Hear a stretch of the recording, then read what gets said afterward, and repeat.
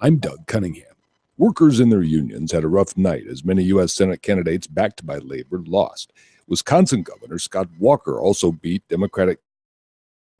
In her concession speech, Burke quoted legendary Packers coach Vince Lombardi about getting knocked down. It's not whether you get knocked down, it's whether you get up. This state we all love so much is full of people and communities that can take a hit, but that never waver in getting right back up. Wisconsin Education Association Council President Betsy Kippers says despite failing to oust Scott Walker, Wisconsin educators will keep fighting for progress. Well, even though we're disappointed in the outcome, we as educators are just proud of the process we use, the democratic process, to advocate on behalf of working families, public education, and Wisconsin values during this campaign. We have been through a lot over the last few years, and we have shown that we can keep going no matter what happens, and we are going to do that on behalf of our students in public education. Burke says the fight for basic progressive values in Wisconsin will continue despite Walker's win. The International Longshore and Warehouse Union has been negotiating since May on a new contract with the Pacific Maritime Association. The association this week accused the union of a work slowdown at West Coast ports. The ILWU called that accusation dishonest and asserted there's an increased congestion problem at the ports.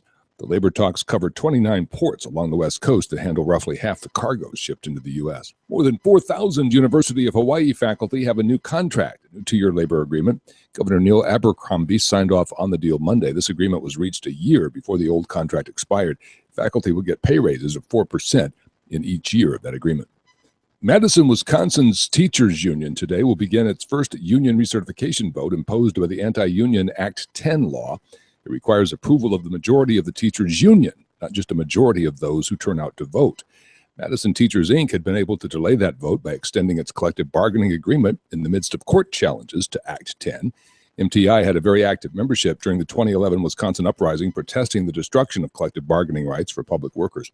The Madison Teachers Union was able to defend itself against another provision of Act 10 that stopped automatic union dues deductions. Dues will be automatically deducted for Madison teachers until June of 2016. Workers Independent News puts workers and their unions on the national radio news airwaves every day. To help keep labor's voice on the air, go to laborradio.org. You've been listening to WIN, Workers Independent News. For more information, visit laborradio.org. It's time for the Rick Smith Show. I want you to get up now. I want all of you to get up out of your chairs. I want you to get up right now and go to the window, open it, and stick your head out and yell, I'm as mad as hell, and I'm not going to take this anymore. I don't want to abolish government. I simply want to reduce it to the size right in the bathroom and drown in the bathtub. You bet I cut the taxes at the top. How dare you? How dare you?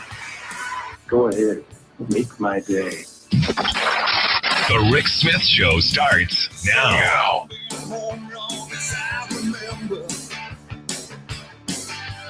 This town gonna be here long after I'm gone.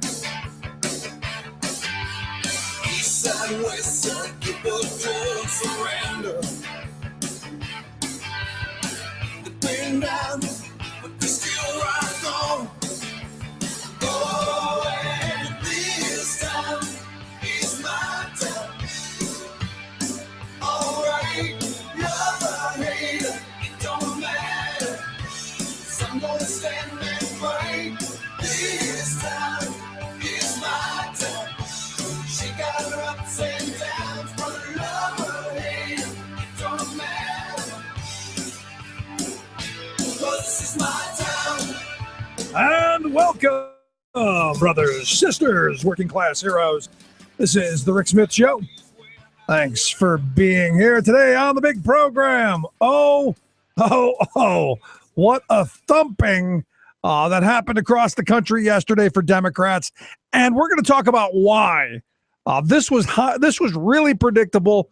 I think most astute observers saw this coming.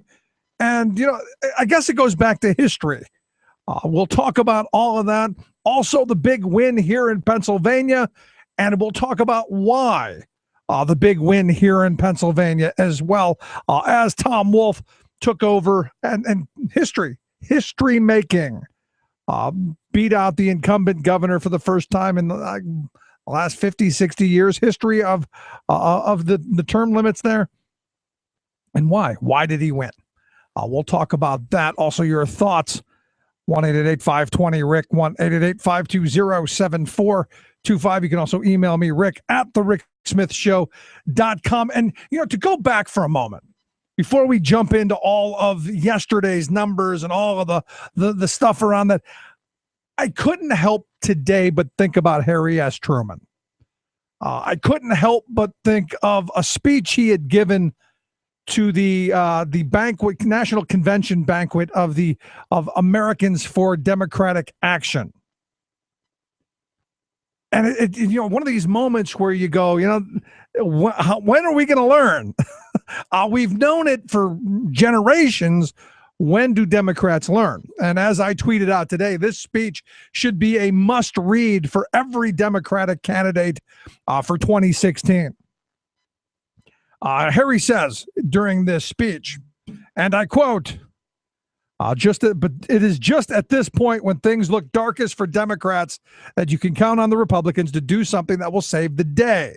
That is, it will save the day for us. You can always count on the Republicans in an election year to remind people of what the Republican Party really stands for. He says you can always count on them to make it perfectly clear before the campaign is over that the Republican Party is the party of big business, and that they would like to turn the country back to the big corporations and the big banks in New York to run it as they see fit.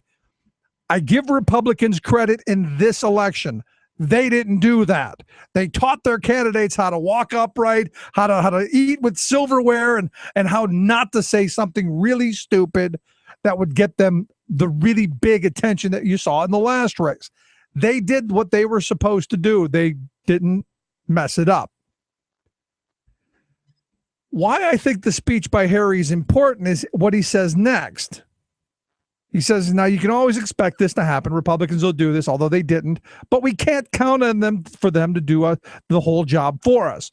We have got to go out and do some of it ourselves if we expect to win. He says, the first rule in my book is that we have to stick by the liberal principles of the Democratic Party. He says, we are not going to get anywhere by trimming or appeasing, and we don't need to try it. He said, the record of the Democratic Party for the last 20 years is the greatest political asset any party had in the history of the world. He said, it would be foolish to throw that away. There is nothing our enemies would like better, and nothing that would do more to help them win an election. He says, I've seen it happen time after time when the Democratic candidate allows himself to be put on the defensive and starts apologizing for the New Deal and the Fair Deal. And he says he really doesn't believe in them. He is sure to lose. And here's the popular part of the famous part of it. The people don't want a phony Democrat. If it's a choice between a genuine Republican and a Republican in Democrats' clothing, the people will choose the genuine article every time. That is, they will take a Republican before they will take a phony Democrat. He says, I don't want any phony Democratic candidates in this campaign. And he says, look, when we go out and we explain our side wins. When we talk about the New Deal and the Fair Deal, and we talk about an economic vision of a growing middle class, we win. And this is kind of what the Democrats didn't learn this last election.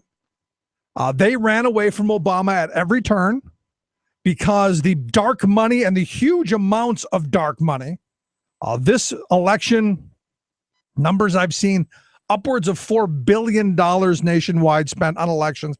And that's not even the dark stuff. That's not even the front groups who are doing all kinds of nefarious stuff. That's not them at all. But you look at all this money spent on it, and you look at how the Democrats move back. They should have been out there touting the things that we know are very popular. Increasing the minimum wage, standing and fighting for a better Social Security, to improve Social Security, not walk back on it. Standing on the ground of we're in this together, that work should pay, that the themes that working class people will see that will go, you know what, that could make my life better. They didn't do that, and they got trounced for it. Now you look at Tom Wolf. If you followed his message was very clear, and I talked to a number of people on election day and said, why'd you vote for Tom Wolf? Why are you voting for him? And they were very clear. He's going to tax the drillers. He's going to put that money to education. Pretty clear stuff. Had a very strict, very clear economic message. We're going to rebuild this state, and we're going to move forward, and we're going to tax the drillers to do it. And all of the fear and the smear and all of the scare tactics of the Corbett Cawley, the lower tax team, that stuff didn't resonate with people. Because people don't want lower taxes if their schools are crappy. They don't want lower taxes if their roads are pothole riddled. They don't want lower taxes if everything is dysfunctional. And I think these are messages that we have to learn again. And Democrats, if you're going to run for office, you got to come with a message. I'm less bad than that guy over there is not a message. I'm not as bad as the Wall Street, the Republicans. Not a message. And that's the other thing. I didn't hear enough pointing to the banks, pointing to Wall Street, going, you know why your life sucks? Right here. These are the villains. These are the people who are robbing us blind day after day. I just didn't see it. And while the Wolf victory was huge and historic, sadly, in the rest of the state, it didn't cross over. And the Democrats lost even more ground in the House and in the Senate. But here again, fairly predictably, given the fact that our state is so badly gerrymandered. And as I said last night, just before the polls were, just after the polls closed, gerrymandering won the election. Congratulations, another victory for gerrymandering. Which again, to me, is another reason we take that power to redistrict away from the elected officials who have the entrenched interest in taking care of themselves. Because if you looked at my district, I showed my wife my district and our district, and she's like, "Whoa, who thought of that?" Because our little area where we live, the little development, the little surrounding area, has been niched out. They go all around the city of Carlisle and niche our little thing, our little area out, and put it with. Very surgically done, and for reason, to make sure that there's 65-35 districts. Because I got to be honest, I was shocked by the number of 65-35 districts. They have done a masterful job of keeping the entrenched interests entrenched, keeping the incumbents. Well, how many incumbents lost last night? I think maybe 2 or 3. So that tells us a lot. So we're going to talk a little bit about that. I'll talk a little bit about where things go from here. Were there any good stories out of last night? What was the positive? Because as always, there's got to be some positive. But for me to go back to the Harry Truman bit, the reality is if you have, as Harry said, if you have a Republican or a Democrat who acts like a Republican, they're going to choose the Republican every time. And this is a message for the Democrats. You got to get a message. This is a message for the Democrats, and you've got to have very clearly defined, this is who we are. We stand with working people. We stand with paid sick days. We stand with the increase in the minimum wage. We stand with things that will make people's lives exponentially better. And, this next year, because you got a couple of months until the presidential election starts gearing up, Democrats had better think about what it is they want. Maybe not so much Hillary, because she's going to have all the money she needs, but everyone else. Because again, doesn't matter. We've now historically got a Democratic governor. I'm concerned that the next 2 years here in Pennsylvania will be nothing but gridlock. but we'll see. I got to take a quick break. When we come back, we're going to talk with our good friend, attorney Irwin Aronson, get his thoughts on the. Stick around. You listen to the Rick Smith Show. Say the USA is drowning in grafted lies. Say the USA and resume the ties it bind. Stop taking all our money and shipping it offshore. Do the job you're looking for. Saving work in America, one show at a time. The Rick Smith Show.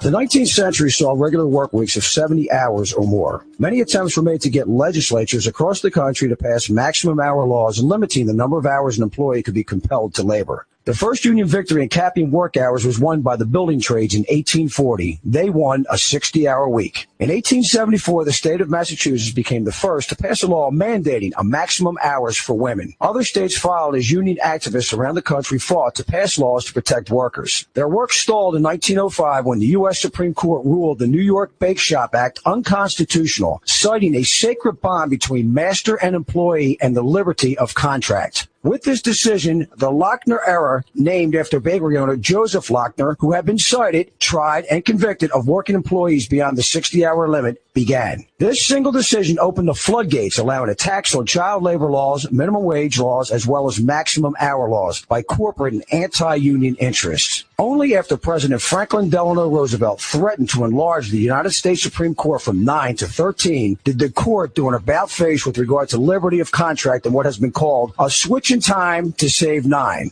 ruling in West Coast Hotel versus Parish that Elsie Parish was indeed entitled to the state of Washington's minimum wage, regardless of what conditions she agreed to, marking the end of the Lochner era. FDR's New Deal policies helped workers reclaim lost ground in their fight for the American dream. The proposal and passage of the Fair Labor Standards Act, federally restricting weekly hours, mandating overtime pay, setting a minimum wage, and restricting the exploitative use of child labor was an essential step forward for workers, families, and communities. This Rick Smith Show Labor History Moment was made possible by a grant from the Labor Education Center at IUP. For more information, visit www.thericksmithshow.com.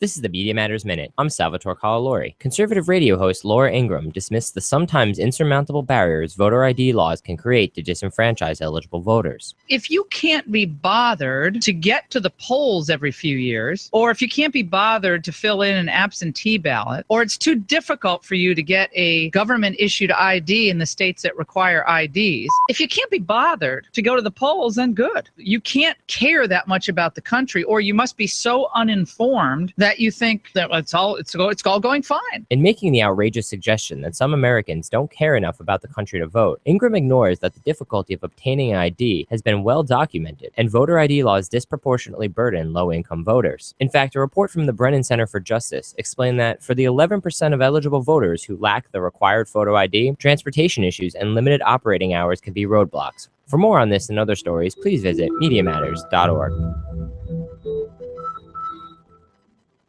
Chances are, when you took a shower this morning, an AFSCME member made sure that water was clean. When you drove to work, an AFSCME member maintained the road. When you rode an elevator, an AFSCME member inspected it. I'm David Philman, Executive Director of AFSCME Council 13, the American Federation of State, County, and Municipal Employees. AFSCME members enforce regulations, keep prisoners behind bars, take care of patients, protect the environment, and more. The work isn't glamorous. The salaries aren't high, but AFSCME members serve the public in every aspect of our daily lives. Chances are, you'll never see that AFSCME member working in a sewage plant, diving underwater to repair a bridge, or answering a 911 call. But aren't you glad they do? For more information, visit AFSCME13.org. We are AFSCME. We make Pennsylvania happen!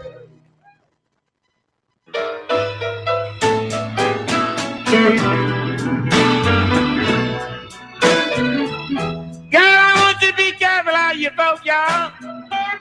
Well, on every election day.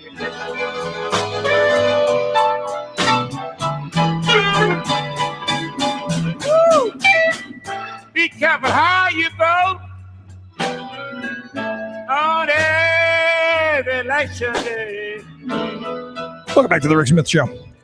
Check out the website, thericksmithshow.com. Questions, comments, something on your mind, you can email me, rick@thericksmithshow.com. So yesterday in Richmond, Virginia, two former felons who had a letter from the governor saying we're allowed to vote. We've jumped through the hoops.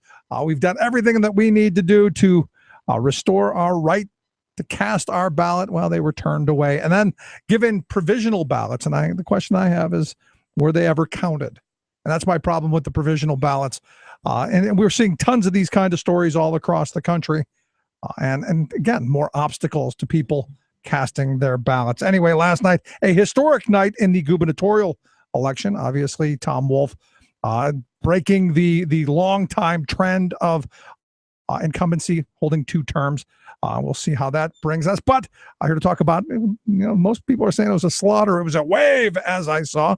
Our good friend, attorney Irwin Aronson. Irwin, thanks for taking time for us. Good to be here, Rick. How are you? I am good. Kind of looking at this going, not a good night. Well, I think that in many respects it was fairly characterized as not a good night, and in other respects it's characterized as an extraordinary night. Tom Wolf overcame every single articulable piece of political odds to win the governorship. He doesn't come from the most populated area of the state, doesn't have that natural base of support that a typical politician like Tom Corbett had coming from Pittsburgh, or that Governor Rendell had coming from Philadelphia. Didn't have that decades-long media attention that made the name Tom Wolf into the same thing as a breakfast cereal or a cleaning product, whether it's Tide or Wheaties or what have you. He didn't have any of that coming in. He's a fresh face.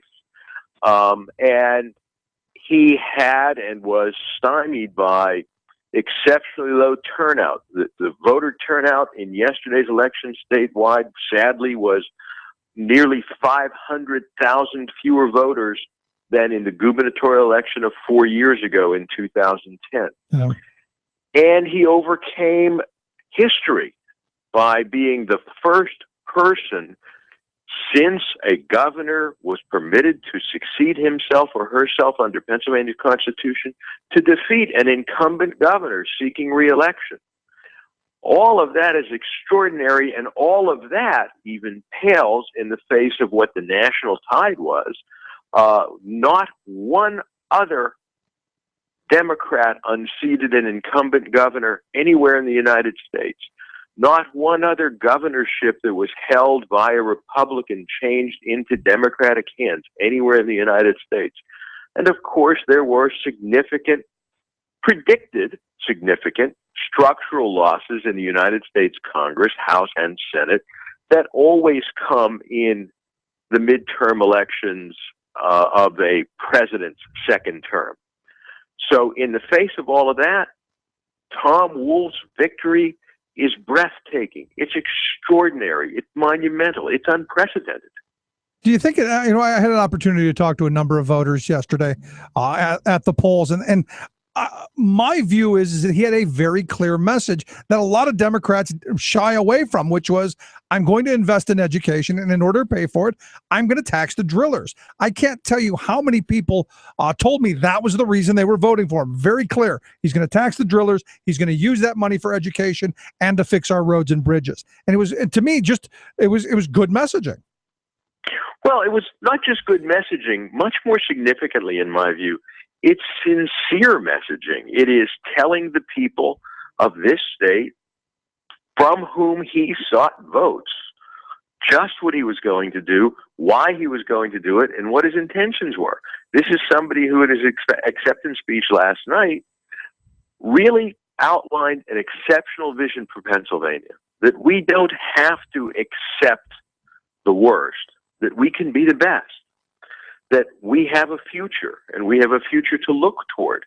And the future is not the future built on austerity. The future is the future built on educating our children, working hard to keep them here as opposed to sending them away. Recognizing that we are the sixth largest state in the United States and we are uniquely positioned with access to the marketplace. We have extraordinary natural resources, everything from Marcellus shale gas that has been so deeply discussed over the last several years in often pretty appropriately pejorative ways, and much more significantly, the most important resource, our people.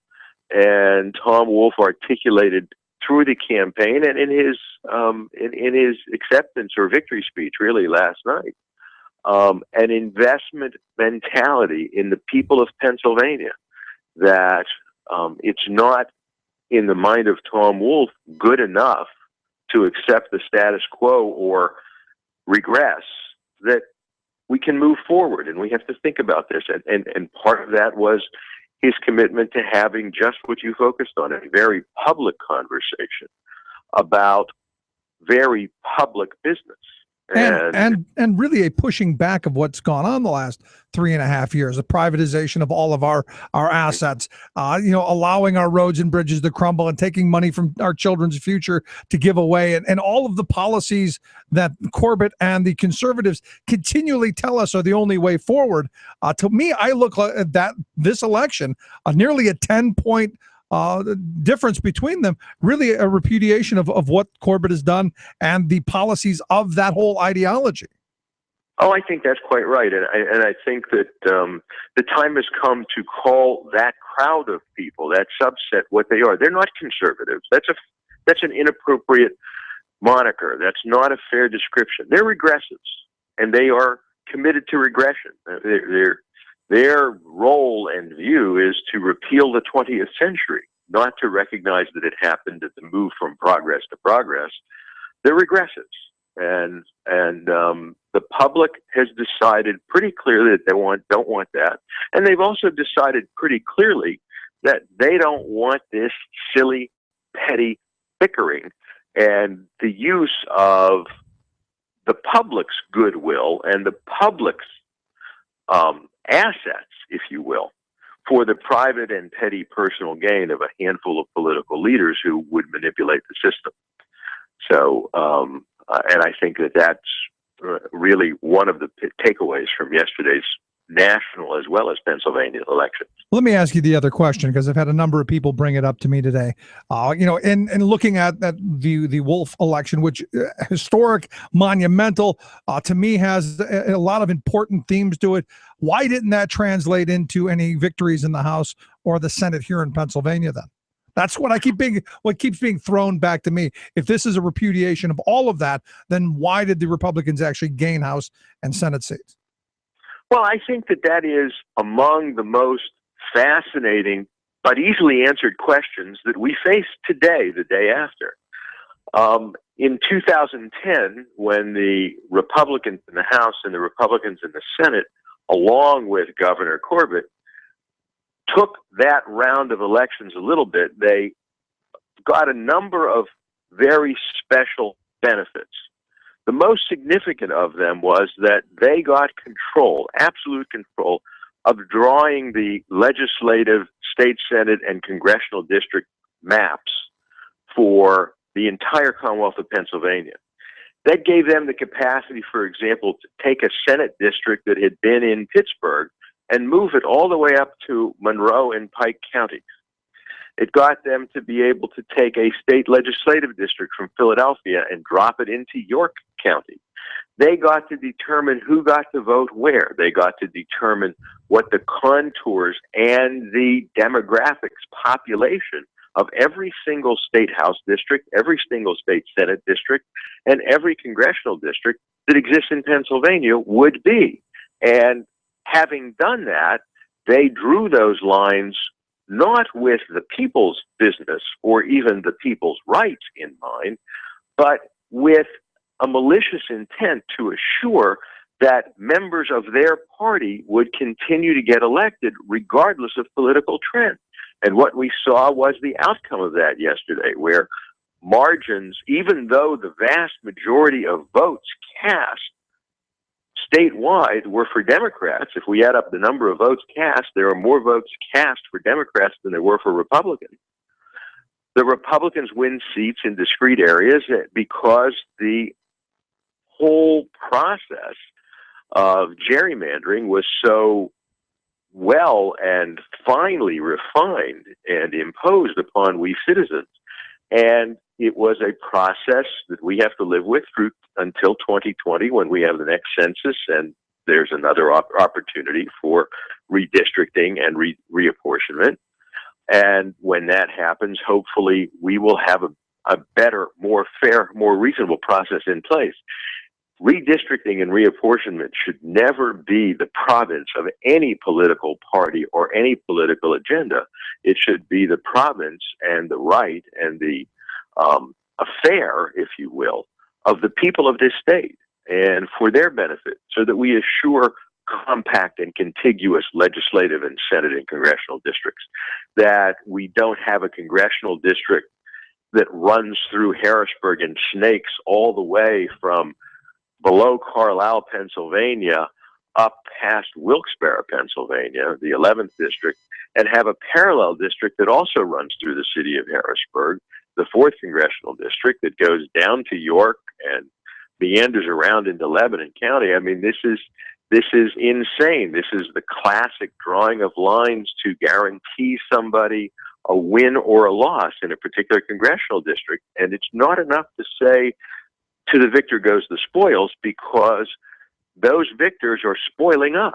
Yep. And it's one of those situations where we didn't get to choose them, they chose us. Yeah. Well, it's an intriguing process where they decide who the voters are going to be to determine whether or not they will be in office. There's something upside down about that, it seems to me. I'm right there with you. Let me ask you, Irwin, on the national level, I've gotten a number of emails from people saying that this was, this was Labor's last hurrah, that Labor didn't have the impact in a small turnout election that they'd had in the past, and pointing to Wisconsin, pointing to Florida, pointing to Michigan. I'm curious your thoughts.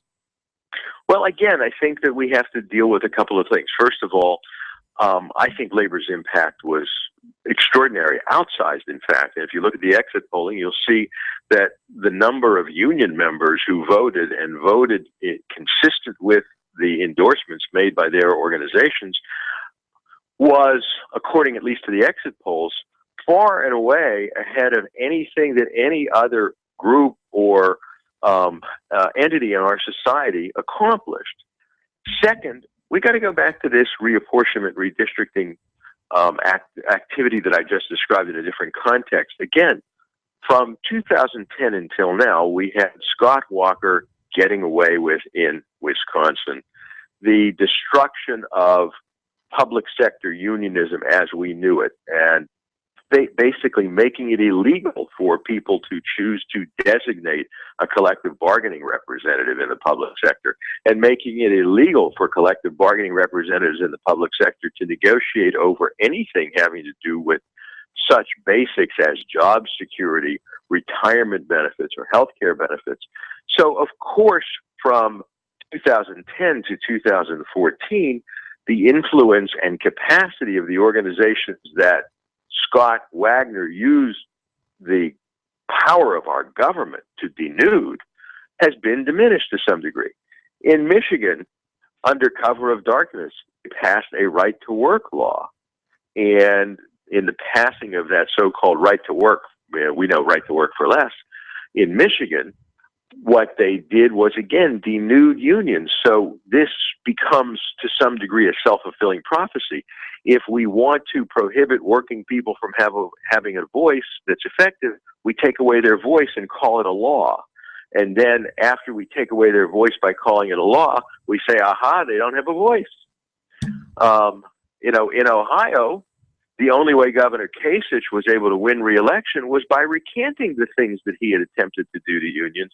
And when the people in Ohio a couple of years ago got a chance to vote on those very same kinds of draconian changes that would have engrafted into law all of these discriminatory items, these items aimed at stripping workers of their rights, Kasich found that the people of Ohio repudiated all of that, and when they repudiated it, he was compelled to backpedal, and that's how he happened to be able to win re-election. So it seems to me that in the face of what has been done politically by a couple of politicians in a couple of states to the labor movement, that the labor movement rose to the occasion, and I am just frightened beyond words to think of what would happen had the labor movement not been involved in these elections in this cycle.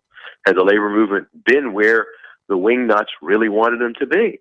And, oh, by the way, after we talk about all that, we have to season that with this other piece of unbridled largesse where these so-called independent expenditure political committees could spend money from corporate treasuries to influence the outcome of elections and hide behind an independent expenditure committee so as to not even reveal who was doing the spending or how much they spent. We learned, for example, right here in Pennsylvania, Senator Scott Wagner of York, who has taken office and in taking office announced that the highest form of public activity that he needs to have is to impose paycheck deception rules on public employees in this state, and to eliminate their pensions. He started back in August a political action committee called Reform PA PAC. And the day he filed for that committee, he collected a $250,000 contribution from an organization called Students First, which is an advocacy group for school vouchers, taking taxpayer dollars and putting it into private hands, and for charter schools and things like that. Again, taking taxpayer money that should have been earmarked for education and putting it in the hands of the profiteers. So Students First gives Senator Wagner's new PAC, his independent expenditure PAC, $250,000. And then Senator Wagner doesn't give that same PAC $180,000+ of his own dollars that he has made by exclusive monopoly municipal trash hauling contracts, and then proceeds to spend independently well over $400,000 in influencing the outcome of a state senate election in southwestern Pennsylvania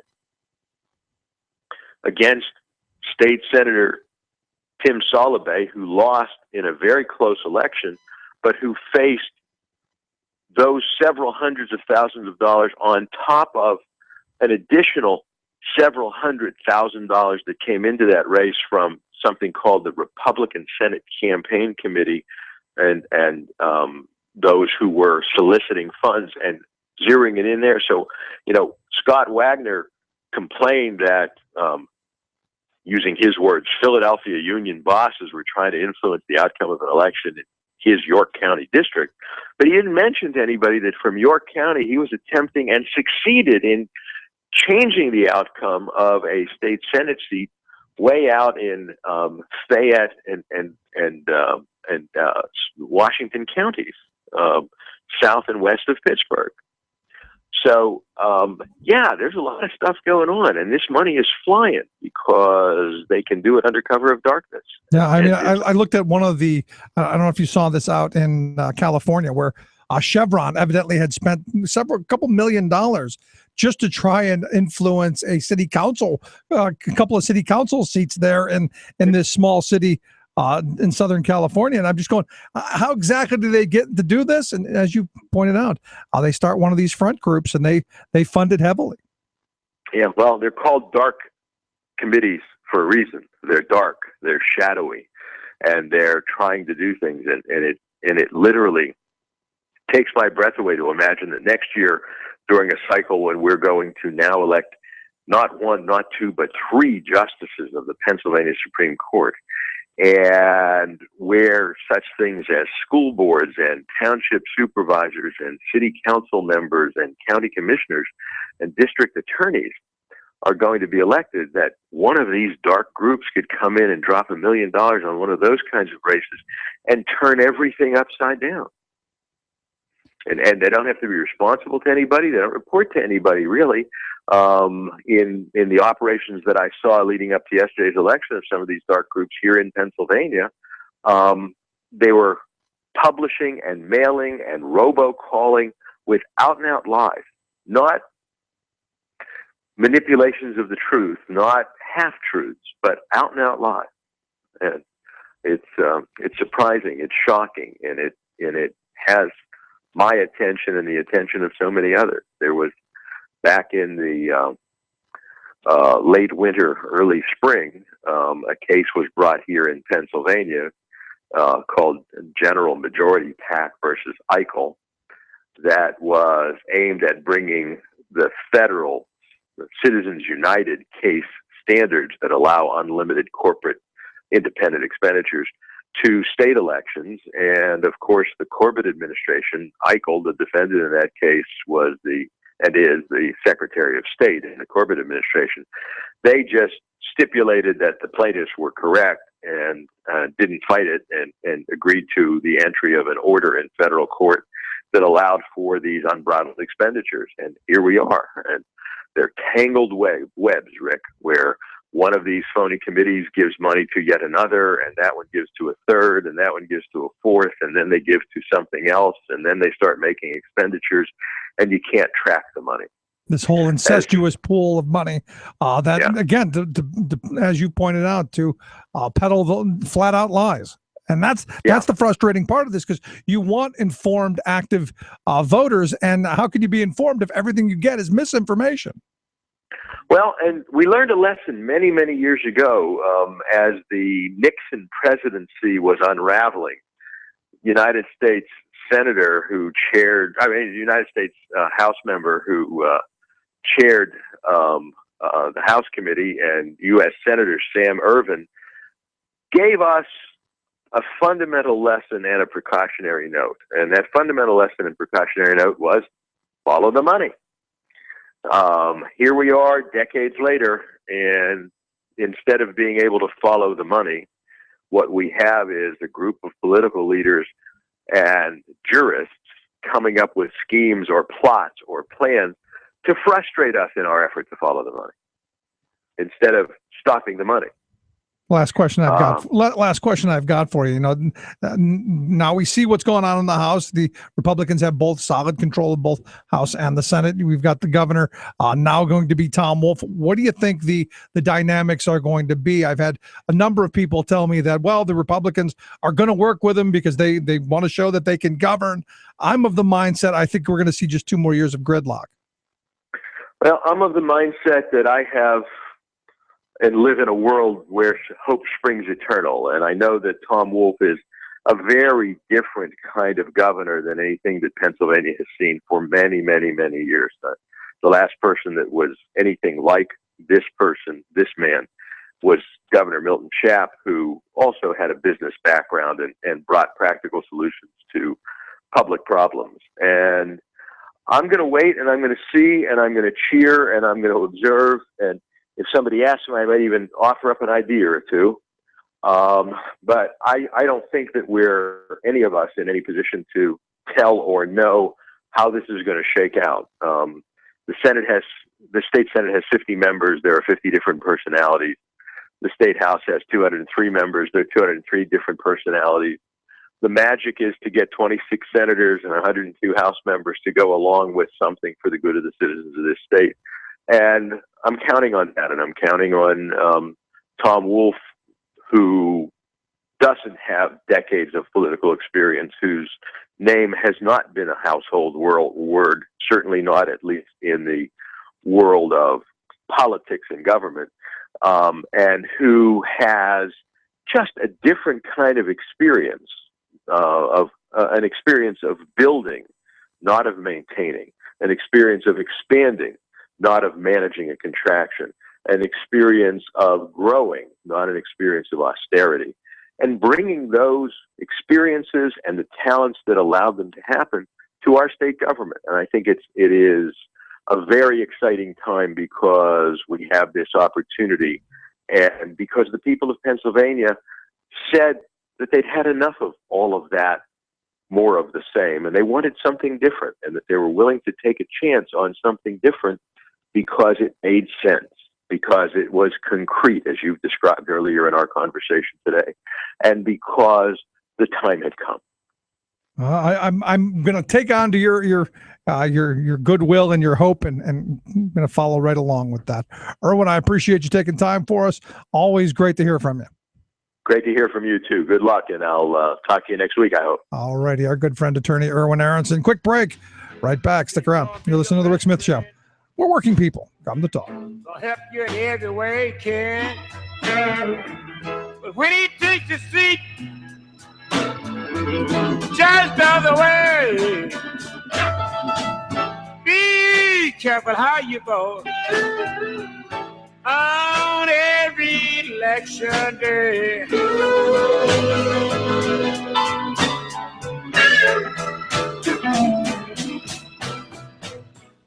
Would you dive 14 feet deep in the Susquehanna to keep a bridge safe?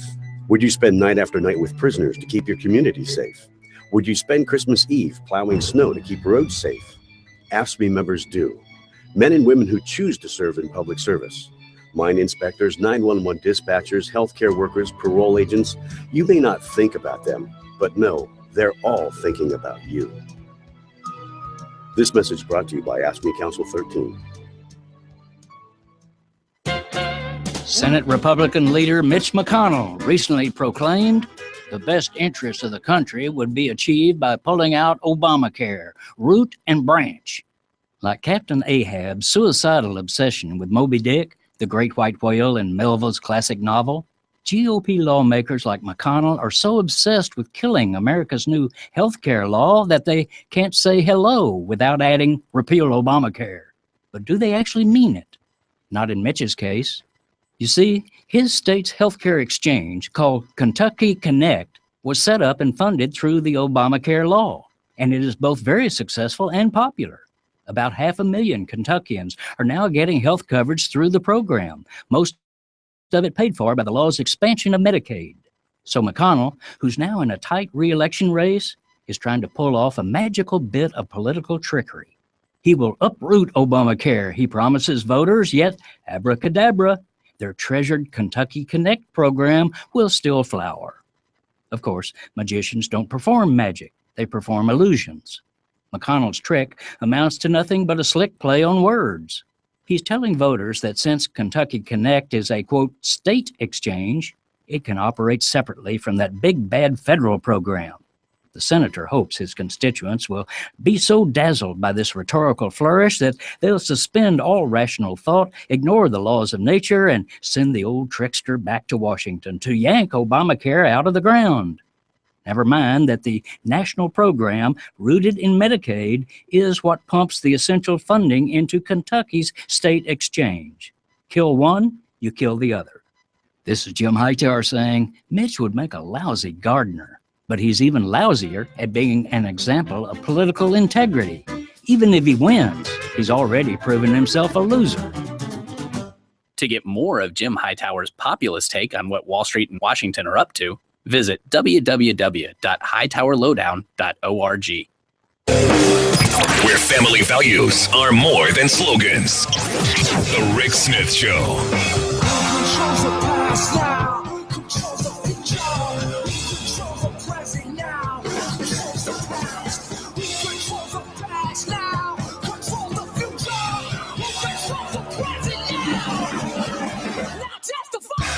One 888-520-RICK, 1-888-520-7425. Check out the website, thericksmithshow.com. Questions, comments, on something on your mind, you can also email me, Rick, at thericksmithshow.com. Couple emails during the break.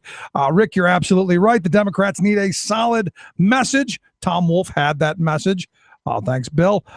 Rick also writes me an email saying, hey, if the Democrats had such a great message, they would have won. Well, if they would have, I truly believe, had they gone and touted that message, and in the places where they did, well, in the places where they did have that message, well, they did absolutely do well. Let's go to the phones. We got James on line one. How you doing today, James?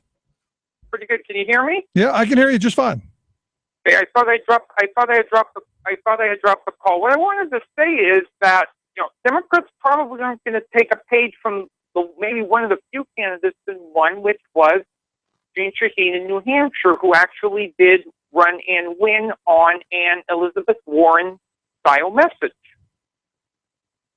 Yeah, I mean, that's what I've been saying all day today is what has to happen. I think Tom Wolf did some of that. I think he had a very clear message, which is we're going to tax the drillers. We're going to put it towards education. Very simple, very straightforward. People saw how it was going to make their lives better. You can run around and say we're going to raise the minimum wage, which I am all in favor of. But for the vast majority of people, they don't know how that's going to make their lives better. One other thing is that, oddly enough, is that I think Pennsylvania can be a bit of a model for how the Democratic Party can proceed in the future, oddly enough, because if you look, compared to states like Wisconsin, like Michigan, like even Ohio, so much of the 1% agenda didn't get through. And I mean, a lot of it was the effort of folks like you. I mean, you look at liquor privatization, pension privatization, paycheck protection, even voter ID. Those were all things that somehow Pennsylvania was able to stave off. Yeah, I agree. And to be honest, the reason that they were able to be pushed back again is because labor has such a good relationship with a number of labor-friendly Republicans who understand that you've got to have people earning decent paychecks in order for an economy to work. And I truly believe it was a split that we're going to see in the Republican Party nationally, even greater. Of moderate Republicans who understand that you have to have good-paying union jobs. Are there any of those left? Are there any of those left? What, moderate Republicans? Here in Pennsylvania, there are a few. You've got Dean Jr. Say nationally. Nationally, no. And this is where the split is going to be, because you've got the business, the corporatists, the Wall Street types, and then you've got the crazies, the Ted Cruzes of the world, and that ilk, where now they're going to fight for power. It's going to be interesting to me, James, in the first couple of months, where the Republican Party goes to lead, because they've got to govern. And they may not be able to. And that's to tie into your other thing about waiting for them to make a mistake. Yeah, I mean, you're going to wait for them to see what their priorities are. Because they're going to overreach. And another thing is that I think I know a really good first opportunity to show that, and that's going to be nominating the Attorney General, because what Obama should do probably is get an Attorney General that's not only willing to continue to fight for voting rights, but also is willing to take on the corporate bank. Yeah, well, it'll be interesting to see, because aren't they going to elect that'll probably be done here in the lame duck before January. I mean, you're going to need an Attorney General, and it would be nice to see us have a Surgeon General as well. That's a whole other story. That's a whole other story. And one other thing I'd also like to say is that another thing is that in these next couple of years, that Warren, Sanders, rank and wing is definitely going to have to come up. And personally, I'd like to see either a fusion movement along the lines of Moral Monday develop, or even maybe some sort of rebranded and rebooted Occupy movement. I'm with you.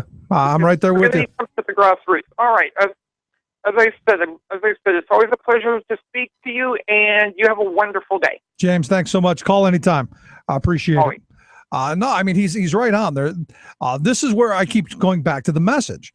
This idea that the Democrats have to come up with what their message is. And I think the answer is going after and looking at, you got to break up these big banks. To me, that's a winning theme. Problem is you don't get the campaign cash in from Wall Street. Then you got to go after Wall Street and say this is part of the problem. And you go, well, what do you mean by going after Wall Street? I think you got a severance tax, a transaction tax, what they used to call a Tobin tax. They're now calling the Robin Hood tax, a very small sales tax, transaction tax, whatever, on all of these trades to try and tap down some of the speculation. But more importantly, as a way to get money into building roads and bridges and funding education and funding infrastructure.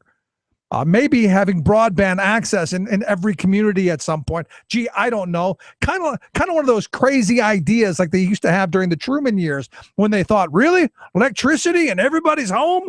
Is that possible? Yeah, it's possible. We should be thinking in big terms like that. We don't do that anymore.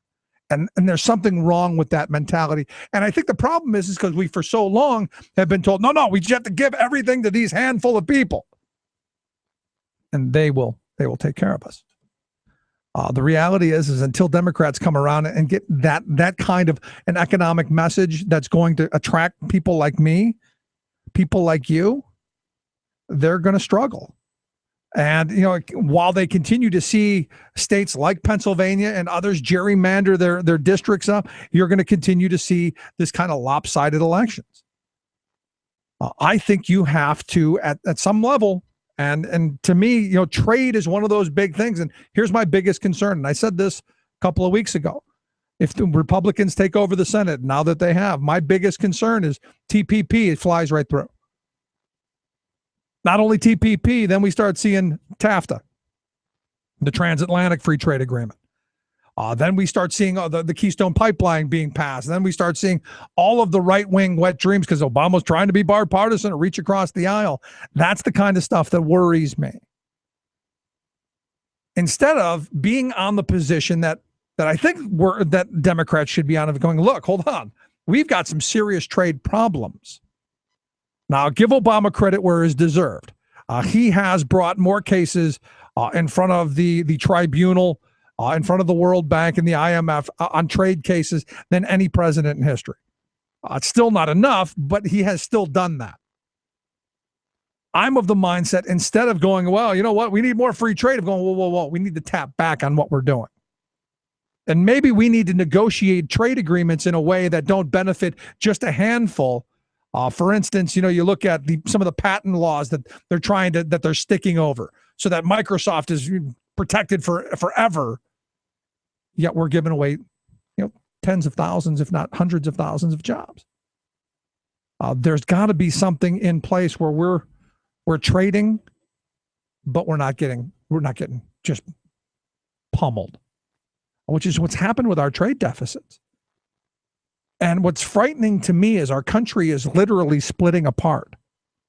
We're seeing day after day stories of really people just off their rocker, doing just insane stuff, and groups forming, doing insane stuff, which takes me back to the Federalist Papers, Federalist 10. And one of the concerns was that we would break up by factioning off, that we could no longer do things together. And sadly, it looks like, and I hope I'm wrong, it looks like we're moving towards that point. But there are things that the Democrats had better figure out, and better figure it out soon on the national level. And James is right. The woman in New Hampshire did, I thought, a great job of sticking to the message, not running away, not like Allison Grimes in Kentucky when she was asked, would you vote for Obama? Was like, I don't know. That doesn't help you. And she lost, and badly. I mean, the polling had it much closer than it actually was. In those places where you turn your back on the democratic principles, you lose. And we've got to come back to that understanding. And the other thing, Democrats, you need to get out there and run campaigns, even in areas where you're going to get thrashed. And I give a number of my friends who I've known over the years who have run credit for just going out there and putting the other side out there. That's part of this as well. This bringing people together and having these ideas back and forth. It's just part of it. And, I give my friend Jake the utmost credit, even though he fell a little bit short. And Jill Bartoli, I give her nothing but the utmost credit, even though she fell a little bit short. But I hope they'll run again next time. Because we've got to keep pushing that message to get through to people, to working people, that the policies that the Republicans keep shoving down our throat, they ain't working. At least not for you and me. Quick break. Right back. Red roses too.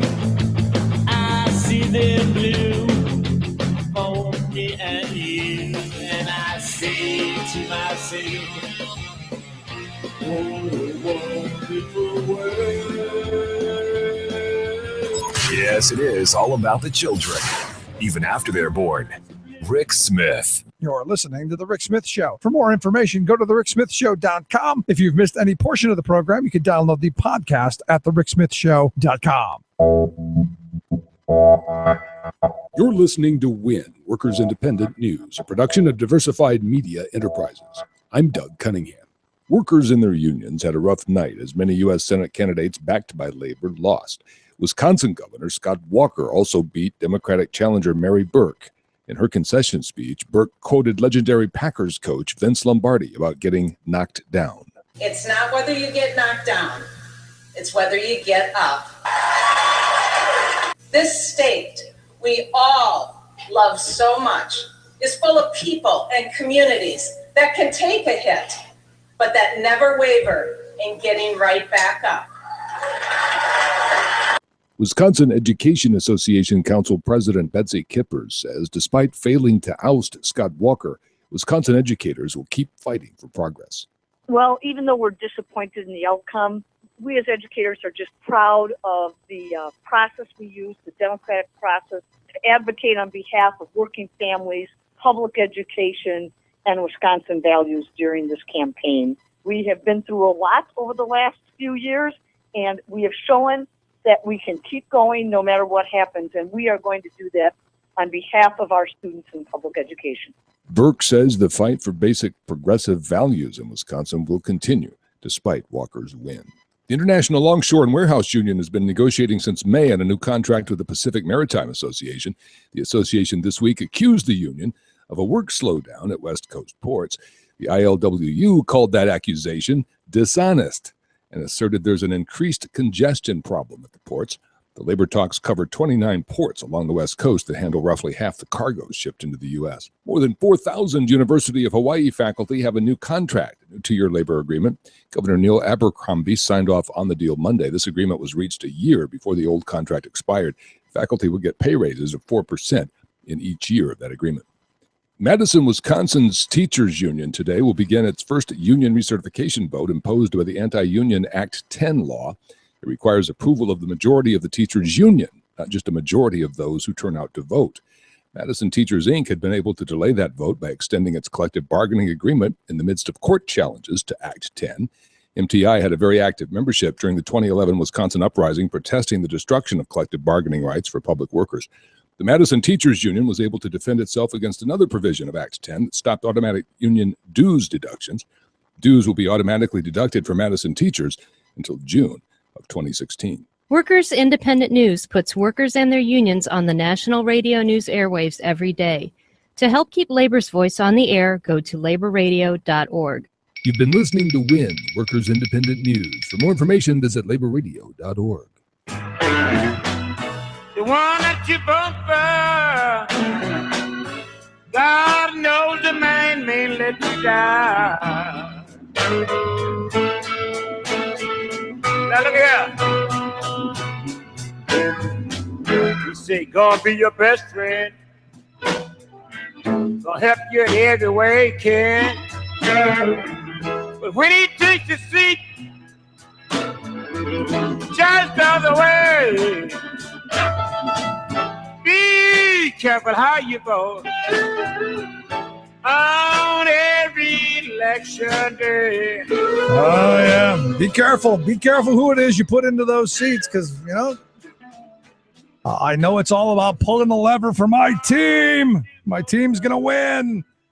To me, it's about the policies. It's about it's about what they pursue. Honestly, you know, I could go back to, you know, there have been a lot of Democrats that I haven't been thrilled with either and haven't voted for simply because the policy's not there.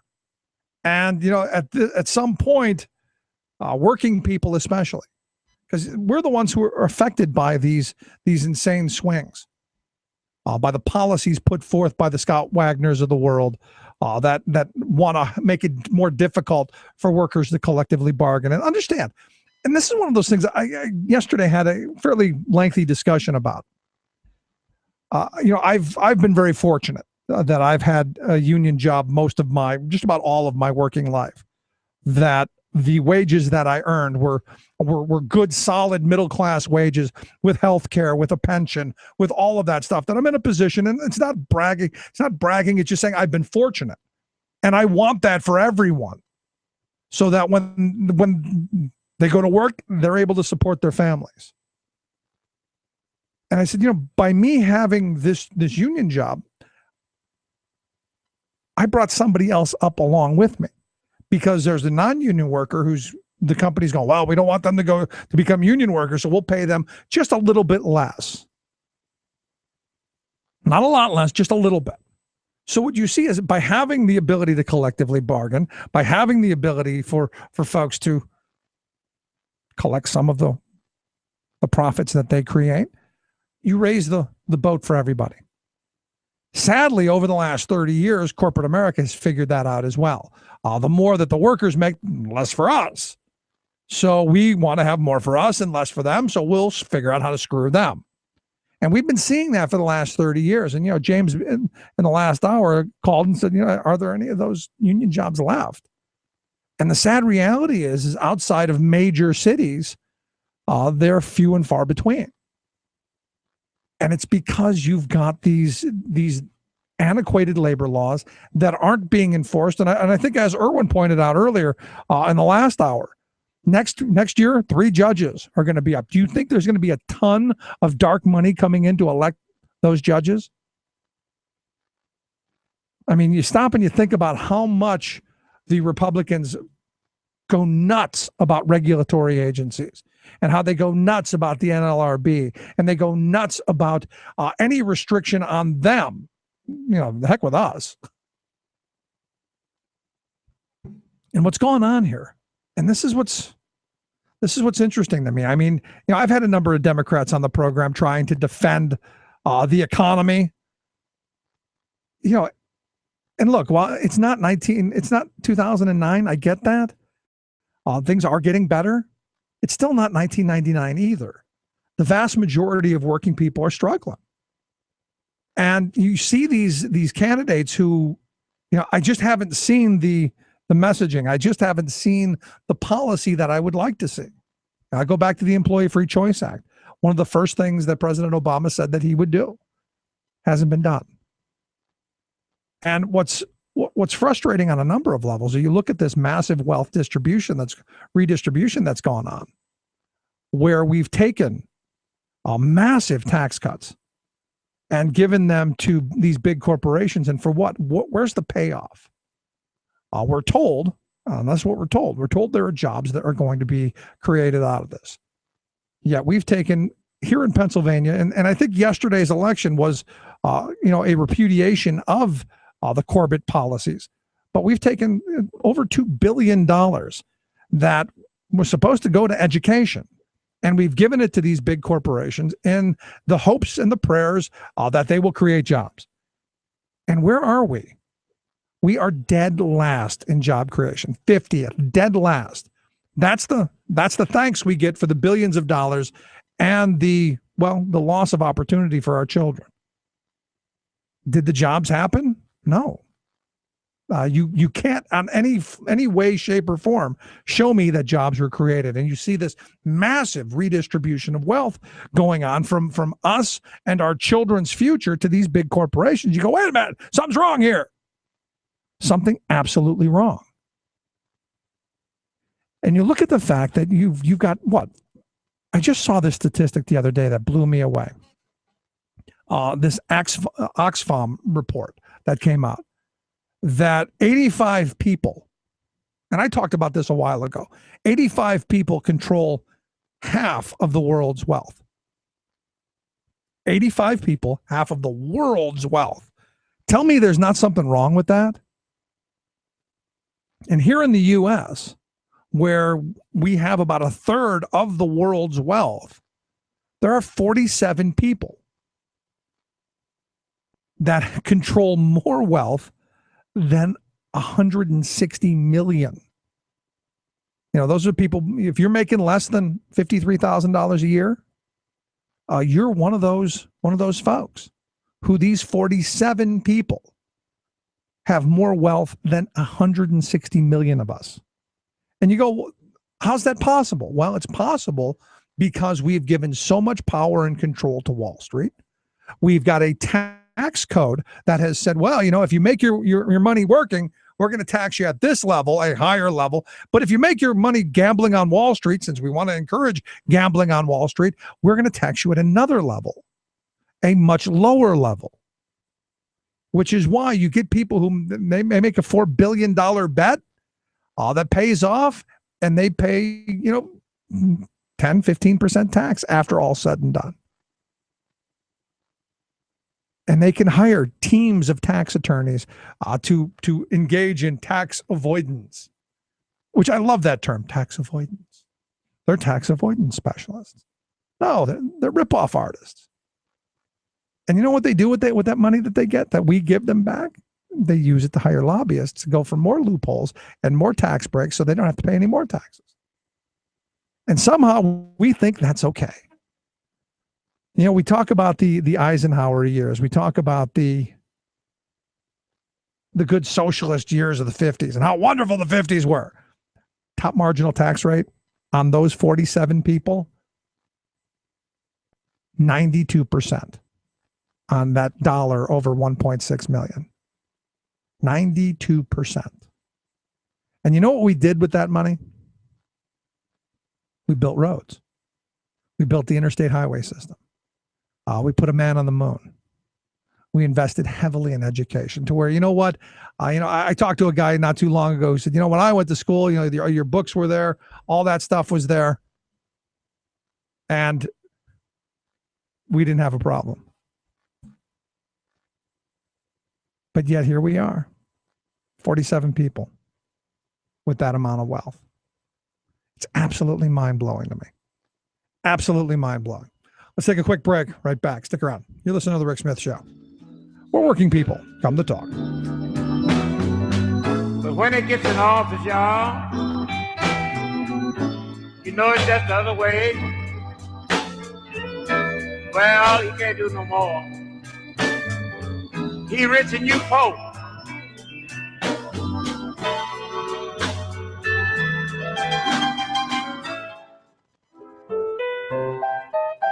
From Boston, Massachusetts, this is your World in 2. I'm your host, Luke Vargas, with the Talk Radio News Service. After protests erupted Thursday in Ouagadougou, the capital of the West African nation of Burkina Faso, the country's longstanding president, Blaise Compaoré, announced today that he will step down. Demonstrators poured into the streets yesterday to protest Compaoré's move to abolish term limits, clearing the way for him to seek office again next year. Today, the country's top general took control, and new elections are to be scheduled within the next 90 days. Hungarian Prime Minister Viktor Orban has scrapped plans to tax internet usage in the country. News of the proposed tax bill drew thousands into the streets this week.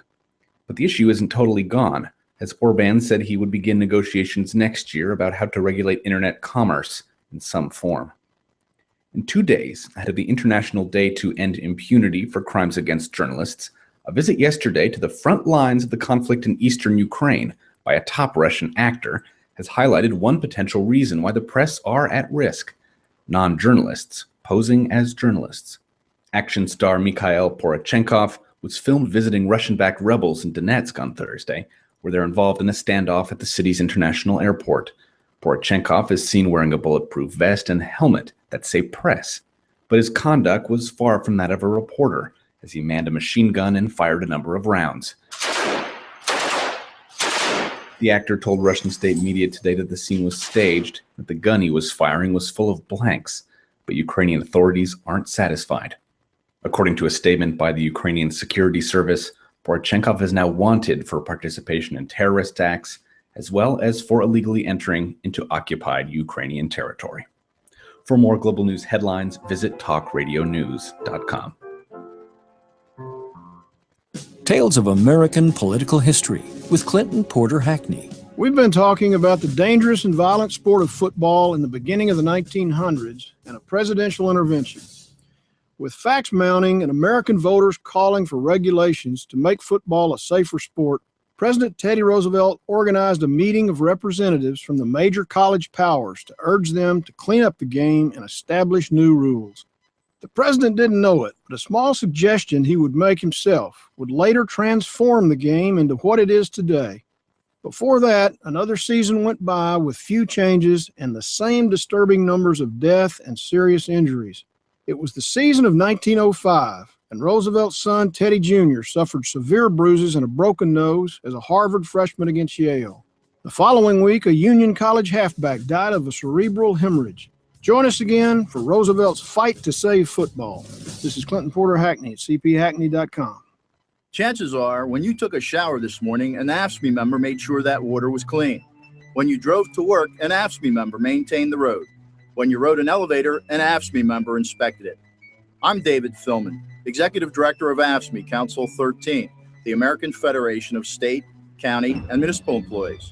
AFSCME members enforce regulations, keep prisoners behind bars, take care of patients, protect the environment, and more.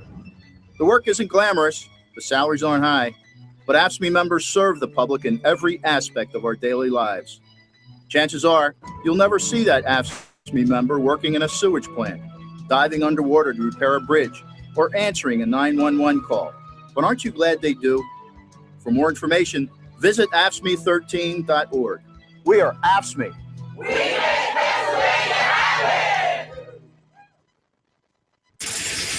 Your proud defender of the American dream, Rick Smith.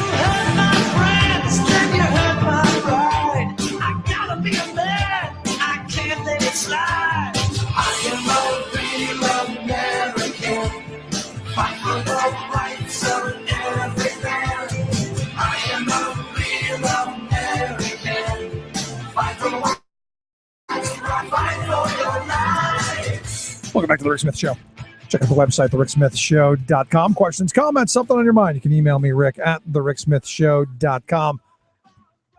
Jerry sent me an email saying we absolutely need the Robin Hood tax. He points out that the National Nurses United is doing a fantastic job promoting the speculation tax to make sure that Wall Street pays its fair share. And I would even argue that maybe at this point they've gotten so much, maybe even paying a little bit of the unfair share as well. Just my thought. That would be a campaign message for you. Anyway, let's go to the phone lines. Got Andy on line one. How you doing? How you doing today, Andy? Hi, Rick. Hey, I just want to congratulate you on the win by Mr. Wolf. Yeah, huge victory. Historic. First time a governor has not won a second term since they changed the law back with the last constitutional convention. So did that help at all on any of the down ballot in the Assembly or the Senate that changed? No, it didn't. Understand, Pennsylvania is so badly gerrymandered. The districts, the voters don't get to pick the representatives. The representatives picked their voters already. So they know that virtually every race is going to be a 65-35 race. And you can go down the list, and I did a little bit today. I looked at the elections results, and they're all 65-35 of how they've neatly penciled them out. I look at where I live, my district, my senatorial district, looks like one of those Rorschach tests. Yeah. How about, what was it, that woman from York? Is that Linda Small? How did she make out? She got crushed, 65-35. I mean, and this is what I'm saying. She really, unfortunately, didn't stand a chance because of how the districts are composed. And now understand where she's at. It's a tough district anyway, because you are in the center of Pennsylvania. But even still, the districts are even drawn in such a way that they even jerry-rig those districts for the outcomes that they want. And that's what's frustrating. Does she have part of York? A little bit of it. A little bit of it. As I would think of York as being a real urban, more minority type area that would help her, but I guess not. Well, what they do is that they'll give somebody York City, and they'll give that to a Democrat, and then they'll give all the Democrats to that person. They'll concede some seats, but if you look at the map as how it's drawn. Now, this map was better than the original one. The original one that was thrown out by the court because a Republican woman in Allentown said, hey, wait a minute, this is even too crazy for me. Actually drew up a better map that they didn't use. But this one isn't even as bad as the last one. Right. Yeah, I know they do it for the maximum gain. Yep. And this is what happens when you put advantage. This is what happens when you put people in charge of their own setup. If you give me the ability to jerry rig my security, do you think I'm going to do it? Absolutely. This should not be in the hands of one party or another. If it's got to be political, it should be even right down the middle to where they got to duke it out and they got to figure out compromise. Or we've talked about this before. What they did in California was they made an independent commission to do it. Yeah. Well, and what's with that commission? What's the mission? Is it? I know in Iowa, a guy explained to me that their mission is to make competitive races. That they actually try and get some kind of parity between the parties, so that you're actually competing. Because to me, that's better voting. That's better citizen participation when you actually have a competition between the two ideas. I've never heard that voiced when they did it here. I know they were trying to make it so the people on the committee would be unbiased. Yeah, but nobody's unbiased. Nobody's independent. Nobody's unbiased. And even if they say they are, I don't know that I trust that.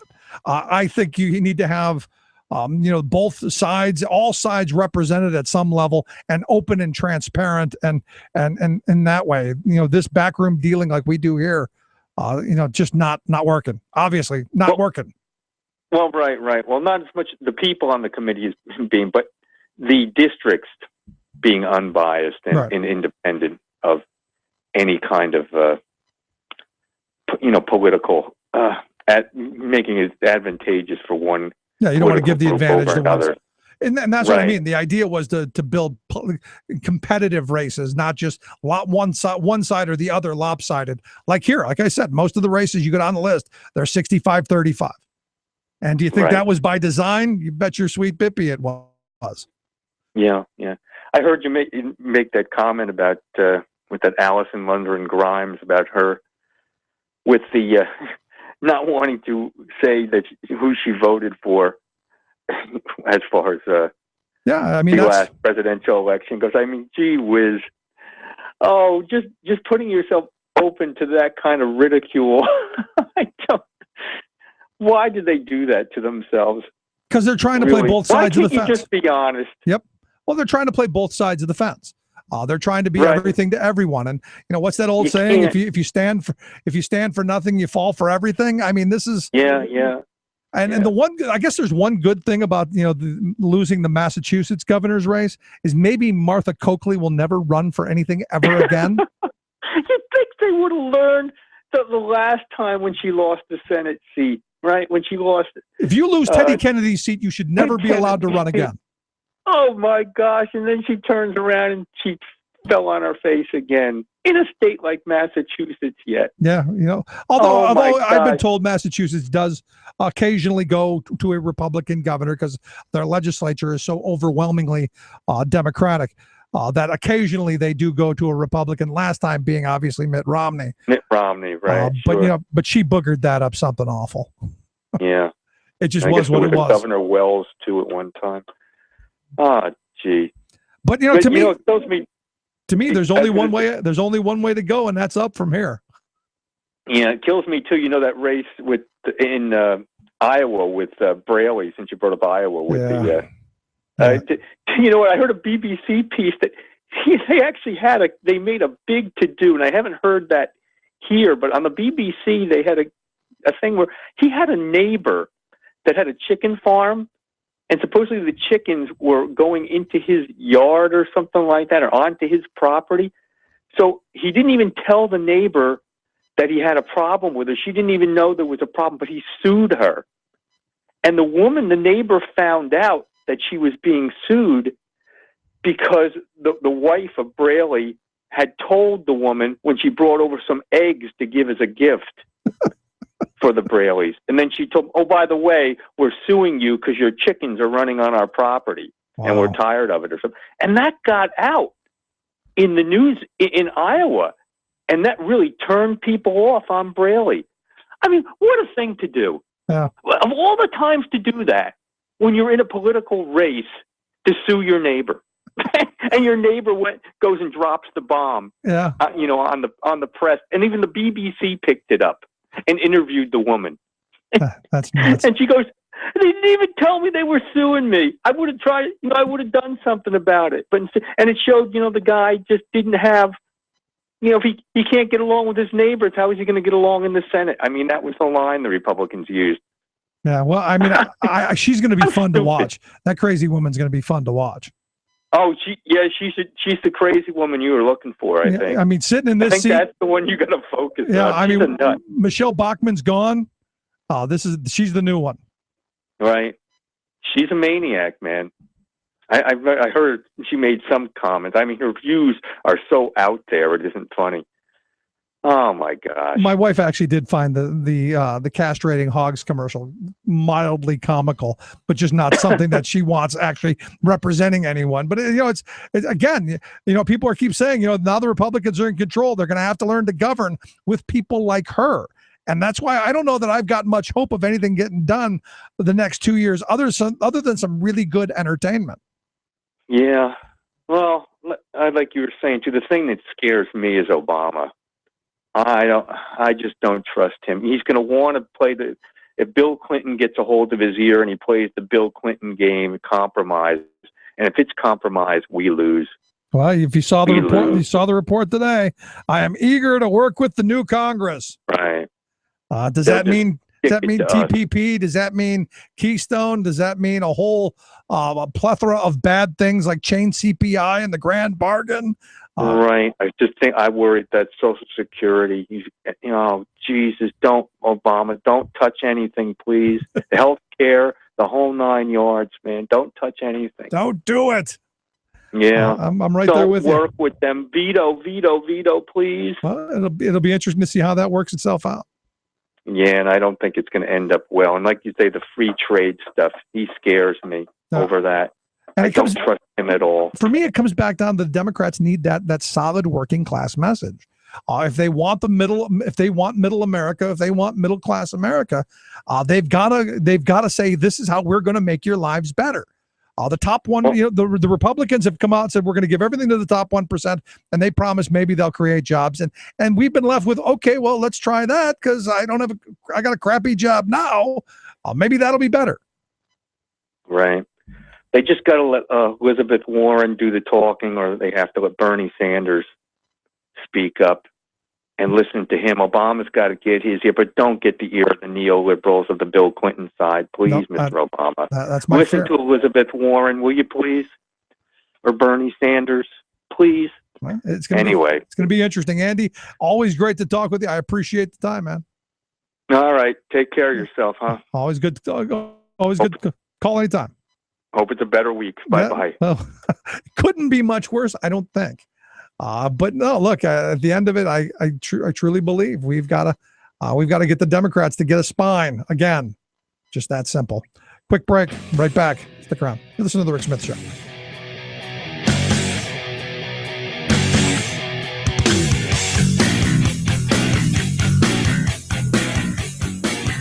You're listening to the Rick Smith Show.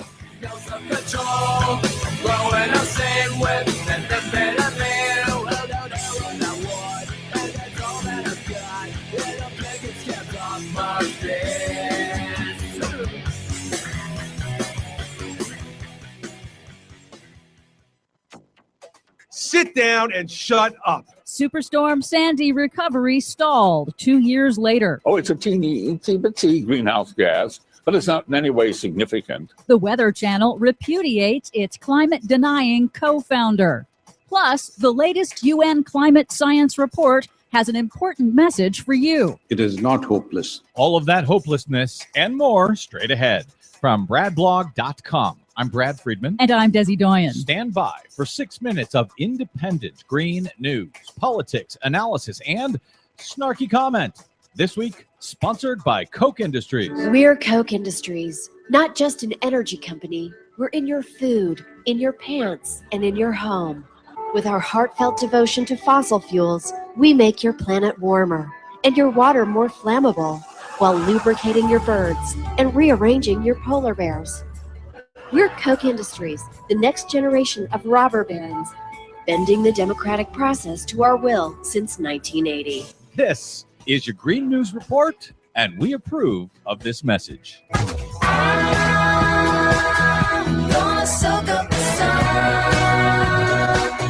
Okay, Desi Doyen, aside from elections, this week also marks the 2-year anniversary since the largest hurricane ever on record hit the U.S., Hurricane Sandy, 2 years ago, just days before the 2012 election. New Jersey's Republican Governor Chris Christie earned great praise for his handling of the crisis. How elegantly is he handling it now? Not so good. This week does mark 2 years since Superstorm Sandy and its record storm surge devastated parts of New Jersey and New York City, killing 70 people, causing $70 billion in damages, and exposing just how much the U.S. is not ready for extreme weather events in an era of accelerating climate change. Republicans in Congress blocked federal disaster relief funds for Hurricane Sandy victims for 3 months. And now, 2 years later, New Jersey's Governor Chris Christie has an answer for irate, displaced homeowners who want to know why the state is still sitting on an estimated $800 million in federal disaster recovery funds. You want to have the conversation later? I'm happy to have it, buddy. But until that time, sit down and shut up. That was Governor Christie's amazing response to a Hurricane Sandy victim who wanted to know, where are those hundreds of millions of dollars that were supposed to be given to victims to help them move back into their house? Christie didn't want to talk about it for some reason. No, he didn't. New York State and New York City, however, have launched billion-dollar resiliency plans to harden their infrastructure, but New Jersey is doing little to adapt, allowing homeowners and businesses to pretty much rebuild in the same places they were before. Meanwhile, the Weather Channel has repudiated the views of its co-founder, retired meteorologist and denier John Coleman, who went on Fox News this week to claim that global warming is a hoax, and science deniers like himself are a downtrodden minority. You know, a climate skeptic can rarely get on TV.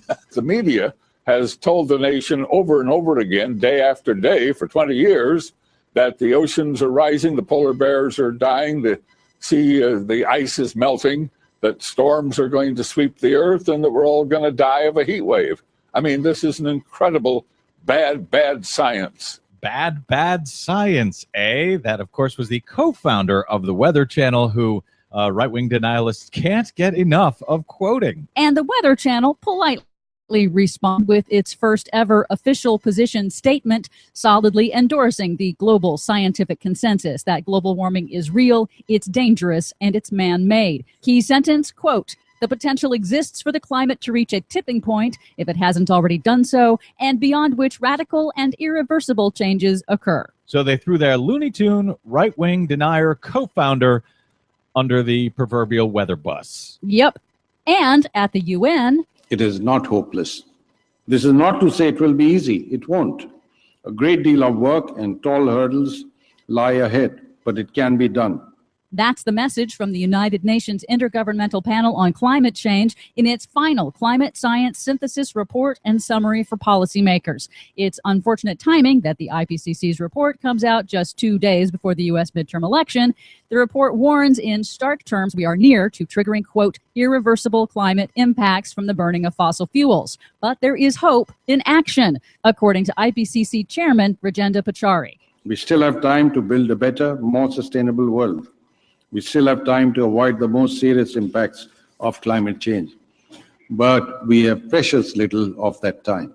Well, that's fine, Desi Doyen, but I've got a message for you, for the UN, and Rajendra Pachauri. Sit down and shut up. For much more of that message, please check out our website at greennews.bradblog.com. While you're there, please consider a donation to help the Green News Report stay on the air, at least until the Weather Channel decides to give us our own show. Pretty please?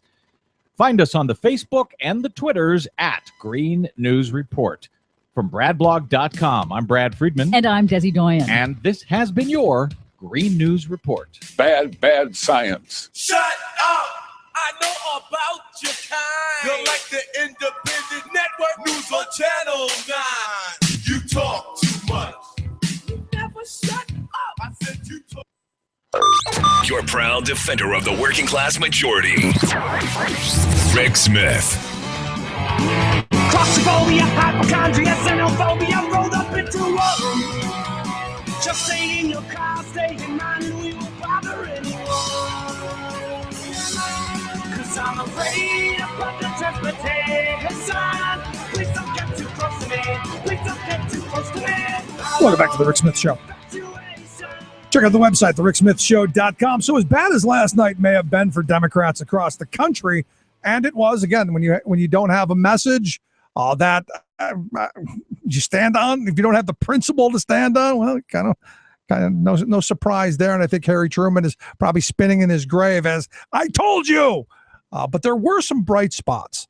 Here in Pennsylvania, obviously the election of Tom Wolf, who had a very clear message, but also on the public transportation front, a number of stories across the country, which was Larry Hanley, president of the Amalgamated Transit Union, ATU, to come talk to us a little bit. Larry, thanks for taking time for us.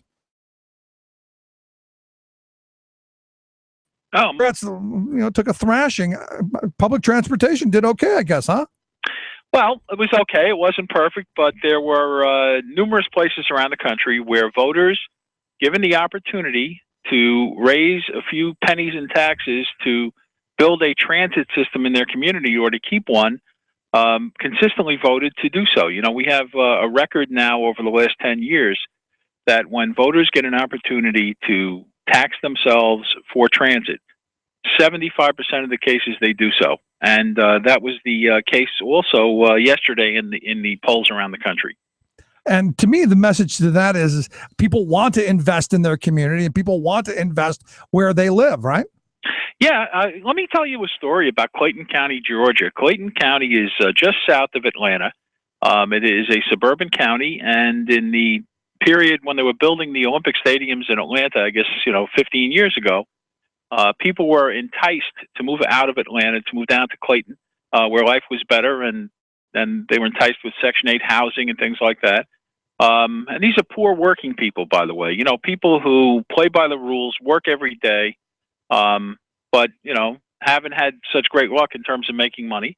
And in 2010, there was a financial crisis, and the people who run Clayton County shut down the transit system completely. So all the folks that moved in from Atlanta and everybody else in Clayton was isolated, essentially quarantined in Clayton County. And yesterday there was a measure on the ballot to raise sales tax 1 penny to connect Clayton County to the public transit system in Atlanta, MARTA. And that referendum passed with 74% of the vote, which means so many great things.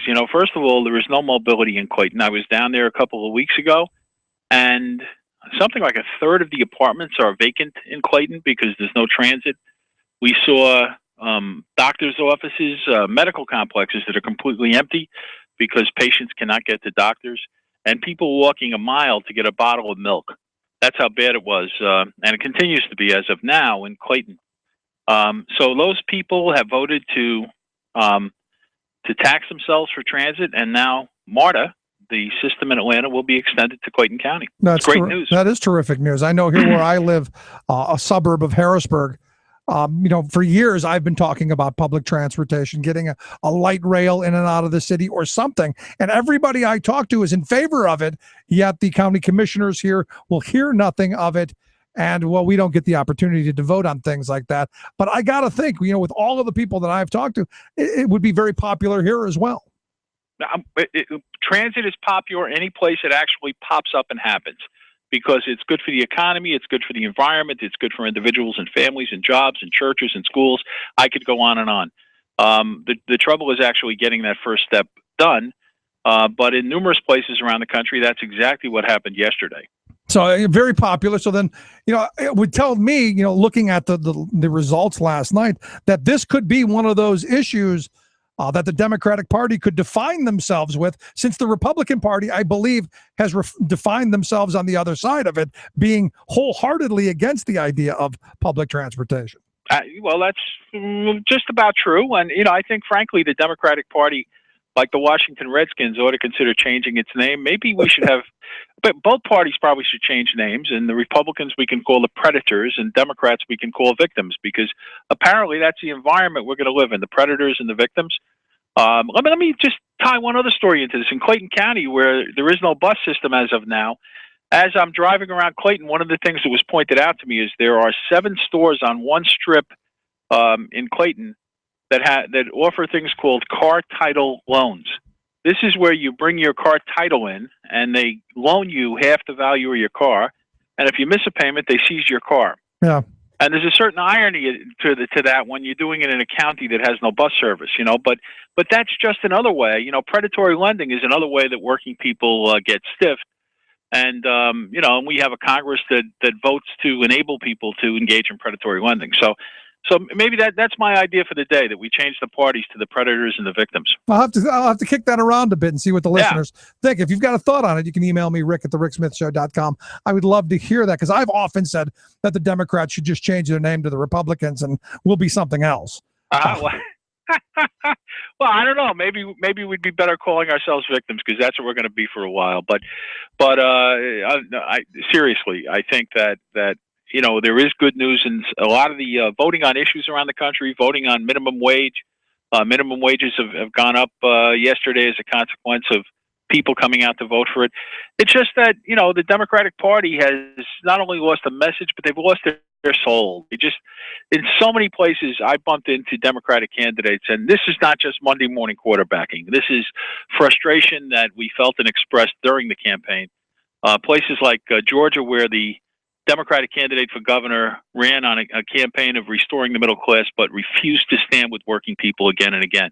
Those are real problems for the party, and I think they have to wake up, the leaders of the party, and start changing. Well, I think that comes from the top down, though. I mean, I remember President Obama saying he was going to get those comfortable shoes on and go out on the picket line. I've yet to see that, but he said he was going to. And I was told from the beginning, the Employee Free Choice Act was going to be one of the first bits of business. I sat not too far from him when he said that. That hasn't happened either. We have never held our elected leaders' feet to the fire, and too often we give them power by electing them, and then stand in the shadows of their power in awe and say, look at them, they're powerful, and never say to them, wait a minute, you were elected to do something for the people of this country, and you need to do it. And I think that's the mission that the labor movement has to go on in the coming days. I'm with you, because, as you've pointed out, people are willing to tax themselves for public transportation. Minimum wage did very well in the places that it was voted on, and polling wise does very well.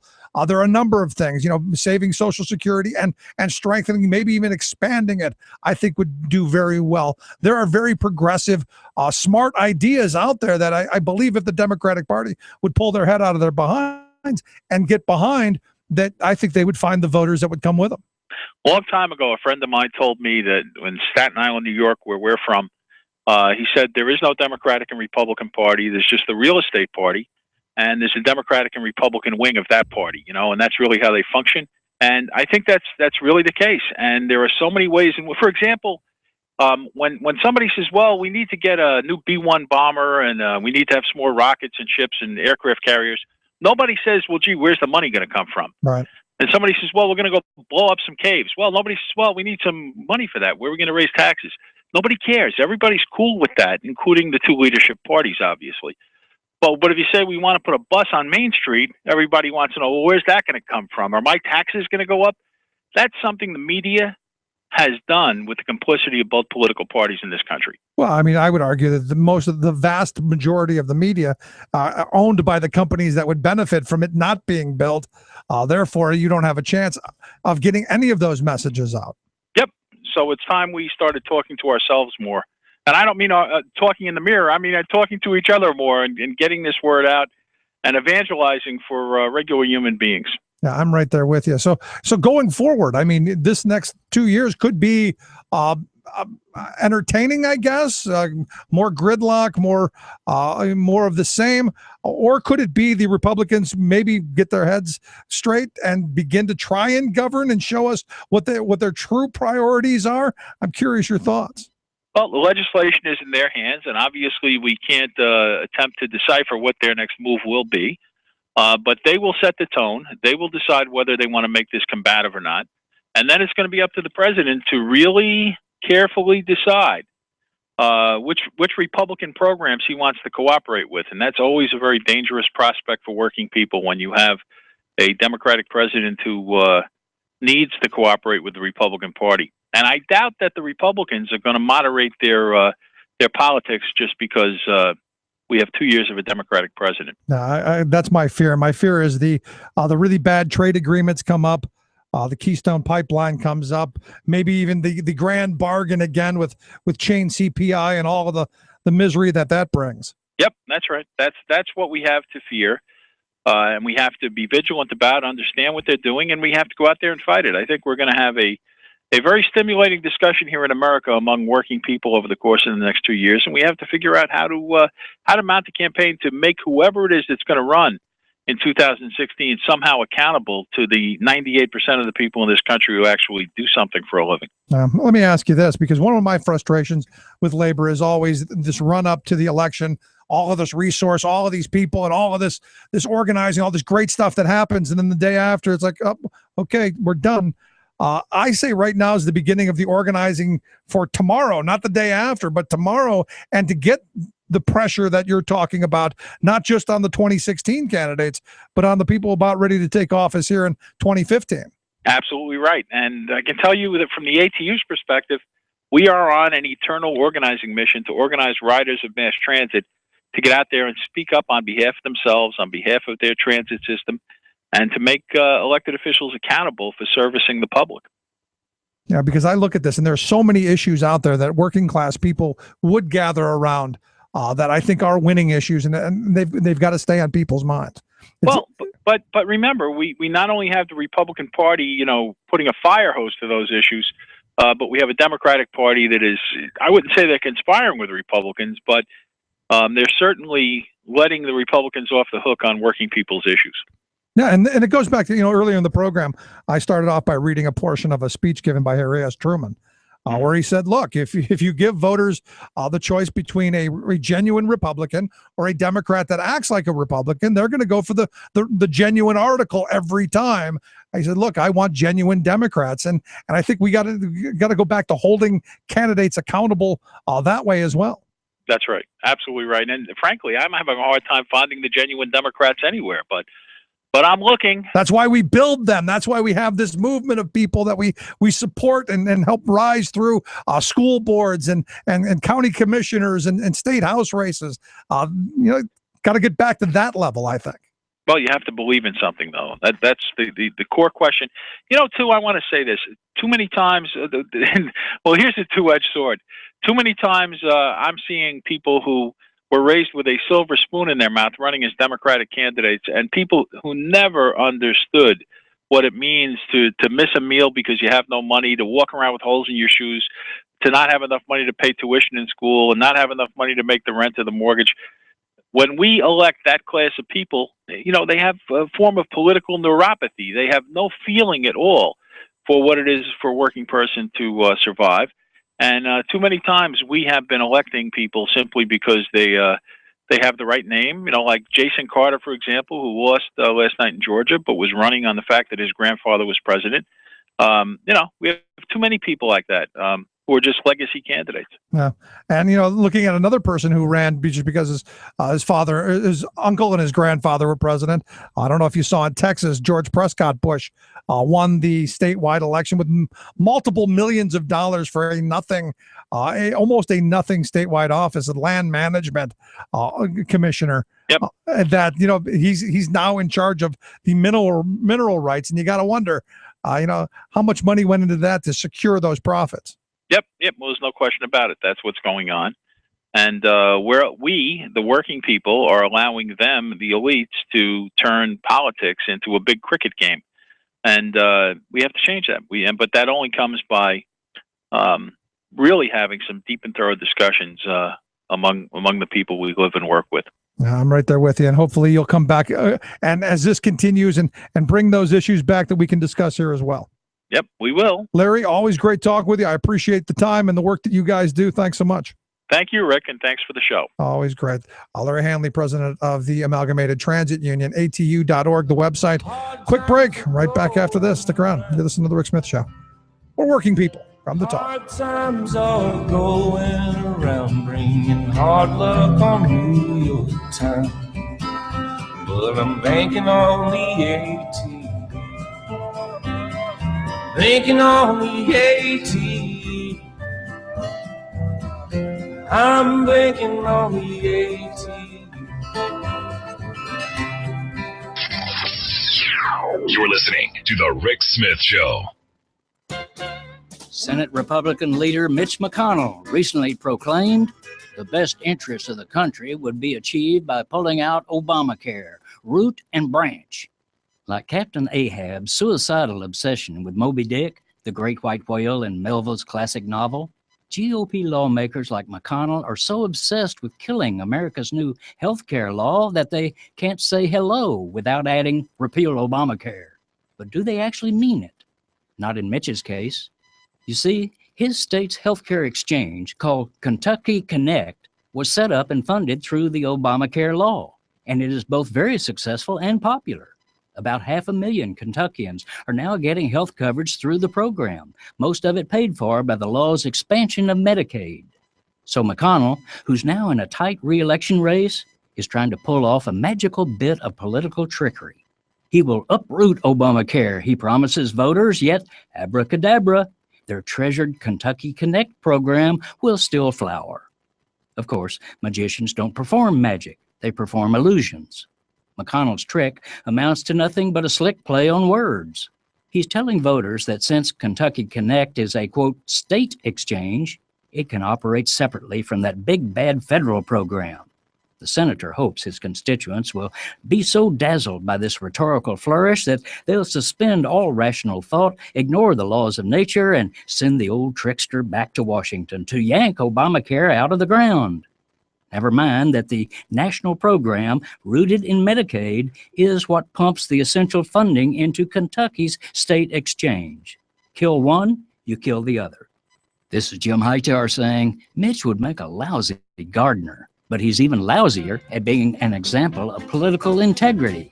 Even if he wins, he's already proven himself a loser.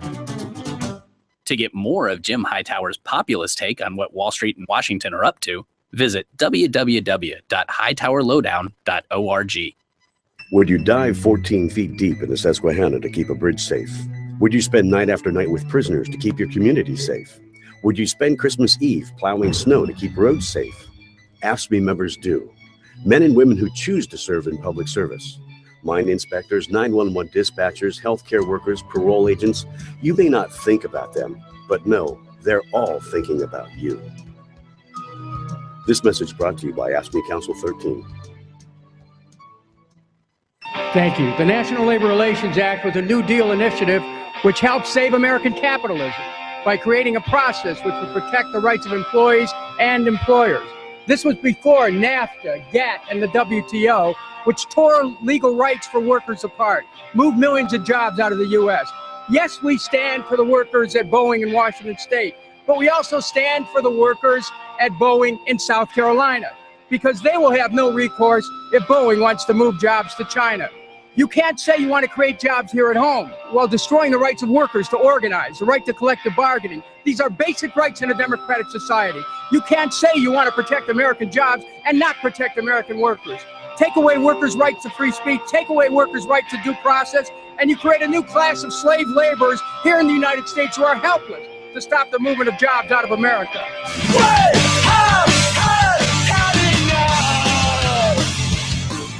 The time has come to go and blow. This is a battle cry for the common people. Oh, yeah. Well, I got to be honest. That's what last night's election really was. To me, it's a battle cry. A battle cry for average, everyday Americans to say, you know what? I don't think this is exactly what we wanted here in Pennsylvania. I don't think the Republican control, massive domination of the Senate and the House is exactly what the voter intention was last night as Tom Wolf swept out the incumbent and his policies in historic fashion, a 10-point victory.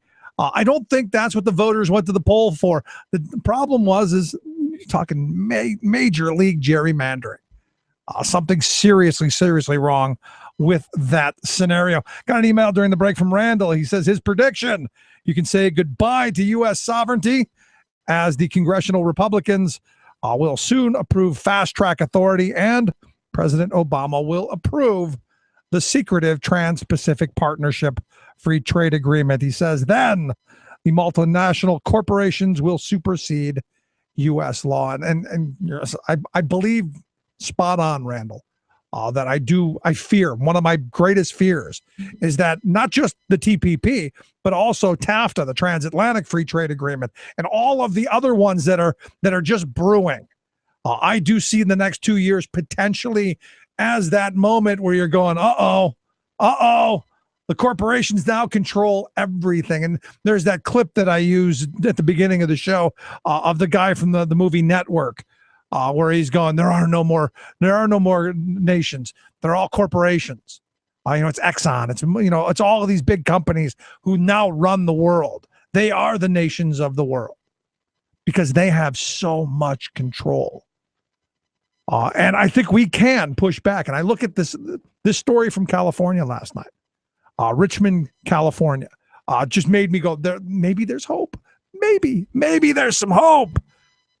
Evidently, Chevron spent about $3 million as of October 1st. What they're saying is this Moving Forward PAC committee funded, from the reports that I'm reading, exclusively by Chevron.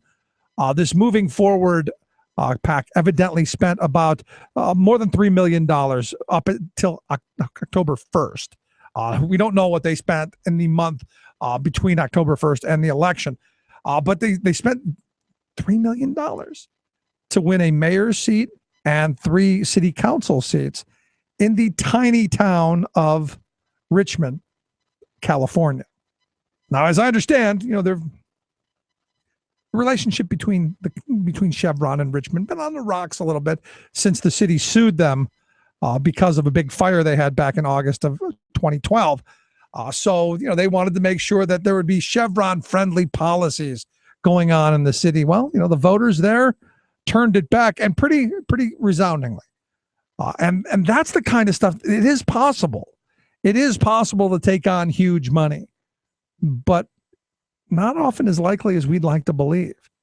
These were active, motivated people in a small community who they're neighbors. They're people that they know.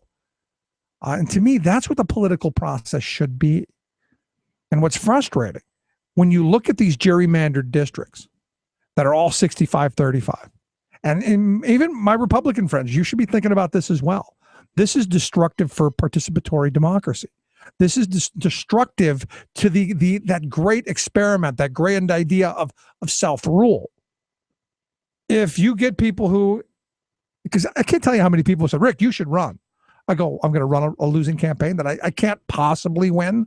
No matter how hard I work, no matter what I do, you can't possibly win because you've got too many voters who have this idea of team sport. I'm this or that without actually knowing why. When I have someone who tells me, I'm Republican, but lifelong, I ask them why. What are the core tenets of your belief structure? And generally, it comes down to God, gays, and guns. But that's about it. You start talking about economic issues, trade issues, work issues, family life balance issues. Then you start going, wow, you're probably more liberal than I am. But that's not what they're thinking when they go in and pull that lever.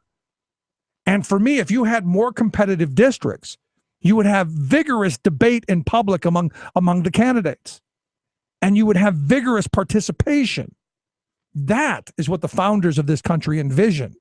Not jerry-rigged districts that no matter how hard you work or what you do, you don't stand a snowball's chance. And that's what we should be pushing for. Because look, where I live, there is no chance of a Democrat or anyone being elected because it's a 65-35 district. It's been penciled in that way. And if you take a look at it, it's pretty remarkable. They've done an amazing job.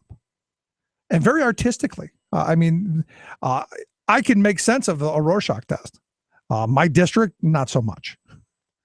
It's that true. But Randall, I appreciate the email. If you've got any thoughts, any questions, comments, you can email me, rick@thericksmithshow.com.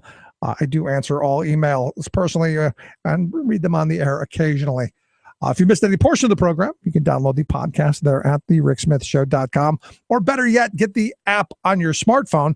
Take the program on the go wherever you go. Listen to it anytime, day or night. Always there for your entertainment and your enjoyment. Quick break. Right back. Stick around and listen to The Rick Smith Show. We're working people. Come to talk. There will be sorrow. There will be sorrow no more. The Rick Smith Show, changing America for the better. You're listening to The Rick Smith Show. For more information, go to thericksmithshow.com. If you've missed any portion of the program, you can download the podcast at thericksmithshow.com. You're listening to WIN, Workers Independent News, a production of Diversified Media Enterprises. I'm Doug Cunningham. Workers and their unions had a rough night as many U.S. Senate candidates backed by labor lost. Wisconsin Governor Scott Walker also beat Democratic challenger Mary Burke. In her concession speech, Burke quoted legendary Packers coach Vince Lombardi about getting knocked down. It's not whether you get knocked down, it's whether you get up. This state we all love so much is full of people and communities that can take a hit, but that never waver in getting right back up. Wisconsin Education Association Council President Betsy Kippers says despite failing to oust Scott Walker, Wisconsin educators will keep fighting for progress. Well, even though we're disappointed in the outcome, we as educators are just proud of the process we use, the democratic process, to advocate on behalf of working families, public education, and Wisconsin values during this campaign. We have been through a lot over the last few years, and we have shown that we can keep going no matter what happens, and we are going to do that on behalf of our students in public education. Burke says the fight for basic progressive values in Wisconsin will continue despite Walker's win. The International Longshore and Warehouse Union has been negotiating since May on a new contract with the Pacific Maritime Association. The association this week accused the union of a work slowdown at West Coast ports. The ILWU called that accusation dishonest and asserted there's an increased congestion problem at the ports. The labor talks cover 29 ports along the West Coast that handle roughly half the cargo shipped into the U.S. More than 4,000 University of Hawaii faculty have a new contract, a new 2-year labor agreement.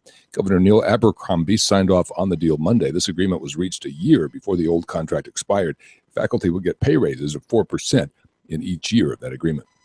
Madison, Wisconsin's teachers union today will begin its first union recertification vote imposed by the Anti-Union Act 10 law. It requires approval of the majority of the teachers union, not just a majority of those who turn out to vote. Madison Teachers, Inc. had been able to delay that vote by extending its collective bargaining agreement in the midst of court challenges to Act 10. MTI had a very active membership during the 2011 Wisconsin uprising protesting the destruction of collective bargaining rights for public workers. The Madison Teachers Union was able to defend itself against another provision of Act 10 that stopped automatic union dues deductions. Dues will be automatically deducted for Madison teachers until June of 2016. Workers Independent News puts workers and their unions on the national radio news airwaves every day. To help keep labor's voice on the air, go to laborradio.org.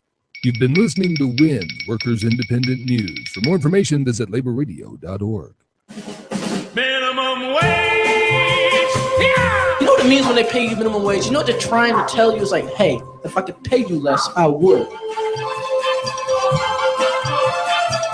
Yeah. Well, a very popular issue across the country. I mean, San Francisco upped their minimum wage to $15 an hour, or a path to Oakland, California, moved theirs on the path to like $12.50, I think. A number of places across the country went to the polls and said, hey, this is a very good idea. Let's do it. Maybe there's a thought for the Democrats. Maybe this is an issue that they could really get behind since, polling-wise, very popular. Just a thought. Anyway, yesterday, not a very good day for Democrats. And I would argue that a lot of that has to do with lack of messaging, lack of spine, all that. But here to talk a little bit about, the midterm elections and, how the minimum wage played out. I've asked Anna Chu. She's director of the Middle Out Economics Center there at the Center for American Progress. Anna, thanks for taking time for us. Hi, Rick. Thank you so much for having me on. I appreciate you taking time for us. So, after yesterday's debate, really just kind of a blowout, I would have to say, I kept sitting back and looking at the messaging going, we know people want an increase in the minimum wage. We know that there are issues that are very popular with working people. How come it's just not resonating into the voting booth? That's where I actually think, I may have to take an opposite stance. I think it is resonating with people in the voting booths. I think yes, it was a horrible night last night. But I think every chance that the voters had to actually decide on the issues and where they had the opportunity to go and vote their beliefs, you saw that they agreed with progressive values that it would invest and empower workers. So minimum wage. Voters in 5 out of 5 states with ballot initiatives approved it. And if we were to raise the minimum wage in all 5 of those states, we're helping about 1.7 million workers. Paid sick leave. Even though Massachusetts elected a Republican governor, 60% of voters approved a measure to allow paid sick time off. Yeah, how is that possible? Let me stop you there. Other than Martha Coakley is a horrible campaigner and should never be allowed to run for anything ever again. How do you lose that messaging when you go, I'm going to be the person who's going to bring you these paid sick days. I'm going to be the person who's going to champion these things. 60% of the people want it. How do they not go translate that? Okay, I want this. This is the person who's going to do it. And that vote translate. I think it's a couple of things. These are issues that we see poll well across the board. So it's not just Democrats. It polls well and is supported by independents. It even polls well with Republicans. And so right off the bat, there's a tremendous advantage to all of these issue areas whenever they get on the ballot. But at the same time, the people who show up to polls, during the midterms is very different from the people who show up during the presidential. Frankly, a lot of voters on the Democratic progressive side, do not vote in as strong numbers. And so structurally, there is a disadvantage for a lot of Democrats. It's a terrible map. Yeah. Pennsylvania, No, which is why Pennsylvania was the bright spot. Yeah, which is why those voters should be beat constantly for not getting out in the midterms, because those are the elections that really matter. Those off-year elections are the ones that really affect your lives. But back to you said that across party lines that these things poll well. I understand that on a intellectual level, but in a practical level, the people who are against these things are on the other side, on the Republican side of the aisle. I mean, you look at minimum wage; they have been staunchly opposed to it for the vast majority of candidates. So I go, well, if you're for the minimum wage, how can you then vote for the guy who's against it? Well, so I think that's where we show signs of progressives really making progress on the issues, because we see in several deep red states, Arkansas and Alaska, Illinois, but I would not argue that Illinois is deep red. But you see in those states, Republican candidates actually had to flip their positions on the minimum wage. They actually had to come out and change their stance from opposing it to actually endorsing it. And so that's, again, Arkansas and Alaska, hardly, liberal bastion. Right. But you see that people had to moderate their stances. And in the case of Illinois, Bruce Rayner changed his position in the course of one day. Literally one day he goes on and says he wants to actually decrease the minimum wage by $1. The next day he has to recant and say he actually supports raising it. That's how potent these issues poll with people. And so it's a lot of factors. We have a terrible map.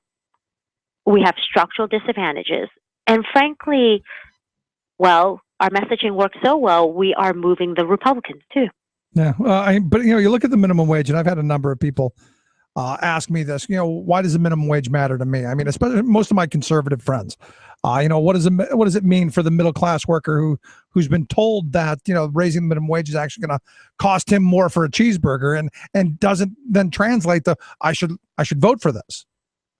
So that's where I think, we have to set the record straight and really dispel all the bad myths out there. What we're seeing, where the research is, and what we're even seeing from analysts like Morgan Stanley, again, not a liberal institution. What we're seeing actually, places like Morgan Stanley, Standard & Poor, Wall Street bastions, we're seeing them come out and say, businesses are suffering because people do not have enough money to spend. And in a report to investors, Morgan Stanley said that you have to accelerate wage growth. Again, I mean, Wall Street here, businesses are making the case for us. We need to put more money in the pocket of workers because they can then spend it back in the community, and that's how you boost the economy. It's this virtuous cycle of economic growth. But here's the thing. I mean, businesses are saying this, but, I'm told the benevolent corporation gives us all these wonderful things. Why aren't they giving us wage increases? Well, see, there you go. See, I'm of the mindset that you have to have the policy, the legal policy in place for workers to collectively bargain and organize and try and attain some of those profits. Because no one's going to just say, oh, you're so wonderful, here, have more. You've actually got to have some bargaining power and some legal standing to be able to demand some of that, because nothing's ever given to workers. This idea that the benevolent corporation gives me these wages and these benefits is ludicrous. It's what's been fought for. And I think that message needs to, especially in the Democratic Party, needs to be one back on their minds. It is, I think, the notion that somehow if we cut taxes and give more money to those at the top, it somehow filters down and trickles down to us. So if you give more corporations more leeway, they will somehow trickle it back down. But let's use the case or the example of Walmart to show that this is really not true. I mean, with Walmart, you have them paying workers so little that their workers actually have to go and get food stamps. And who pays for those food stamps? We do. Taxpayers have to pay for food stamps. Meanwhile, you see Walmart making billions in profits every year. So what does that actually mean? It means that taxpayers are helping subsidize Walmart workers and giving Walmart workers food stamps in order for Walmart to keep making the billions. So we are subsidizing their profits. And that's what's wrong with the picture. It's just, if they pay a living wage, if they pay a decent wage for their workers, I mean, it's good for the economy. They're putting more money in the pocket of workers so they can afford to spend it back in the community. But frankly, it's good for us as taxpayers. So we don't actually have to spend the tax money on food stamps for Walmart workers. See, you know that, I know that, our listeners know that. How come it is our politicians don't seem to grasp that concept? Yet, because all I keep hearing is demonization of those workers who need those food stamps or the school lunch program or LIHEAP or rent assistance or any of that stuff. All I hear is them demonized, not because we've supported a system that benefits low-waged employers, but because folks need it. That just seems one of those things that would infuriate me in that situation. Mm-hmm. And I think that's the battle ahead in terms of, explaining to people how the economy grows, explaining to people the invaluable contribution of workers and the invaluable role that workers play in the overall economy, that it is really, workers, middle-class families, we're the backbone of this system. And I think it's with everything, these struggles take a while and there's, they take time, right. And it's going to be slow. But I think, again, I think what comes out of this election, even despite, the fact that, yes, Democratic candidates took a huge hit, but on the issues, people understand what the problems are. They understand that we're trying to fix things, and they agree with our issues in fixing. So I think that if there is a lesson that politicians on both sides of the aisle should take from this, is that you cannot run and be successful and want to be a leader if you are not endorsing progressive economic policies that really would help build a government or build a system and an economy that works for everyone, not just us at the top. I hope you're right, because I'm tired of the trickle down mantra. I'm tired. I am too. At some point, don't we have to publicly say that this is never going to work? We've tried it for 30 some years now. It's just never going to work. You give one guy everything, he just takes it. It never trickles down. The pockets never full. Nothing ever falls off the table. Can we at some point just say that out loud? I think we are. I agree with that. We are saying that. We see it improve. We see it in the research. We see it, in all of the analysis that we do here at the Center for American Progress. These tax cuts for the very rich, they don't create economic growth. They do not create jobs. Yeah, but here's my problem, Anna. You see Scott Walker reelected, Kasich reelected, LePage reelected, Scott reelected, Snyder reelected, Brownback, which I really can't get how he got reelected. There's where my frustration lies. Maybe you and I know that ideology is a failure, but it seems like a whole lot of people voting for these candidates haven't gotten the message. It took them 30 years to develop this and get this into the mainstream and get this into the bloodstream. And it's going to take time for us to fight against this and reshape that narrative and to retell our side of the story about how the economy is working. But at the same, yes, I think it's for a lot of the different reasons in terms of just our structural disadvantages in the midterm. It's interesting, I think, though, if you dig into it and look at, say, Brownback, especially Brownback. He won by about 4 points, but this is deep, deep red Kansas. And if you look at the numbers, the voter registration rates for Republicans are almost twice that, 2 times that of Democrats in the state. And last time that he ran, he won by 31 points. And so now, yes, I can see Brownback still won. He pulled it out of the hat. But for Kansas, in a state where they enjoy almost a 2-for-1 registration advantage, and where he won last time by 31 points, he now had a race of his life and it's 4 points. And I think it's showing that it is a slow journey, but we are fighting it. We are making inroads. Yeah. Even in Kansas, 60% of the voters thought when they were asked, how do you think we should grow the economy? Is it by cutting taxes and regulations for the rich, or is it by boosting wages for workers and protecting the middle class?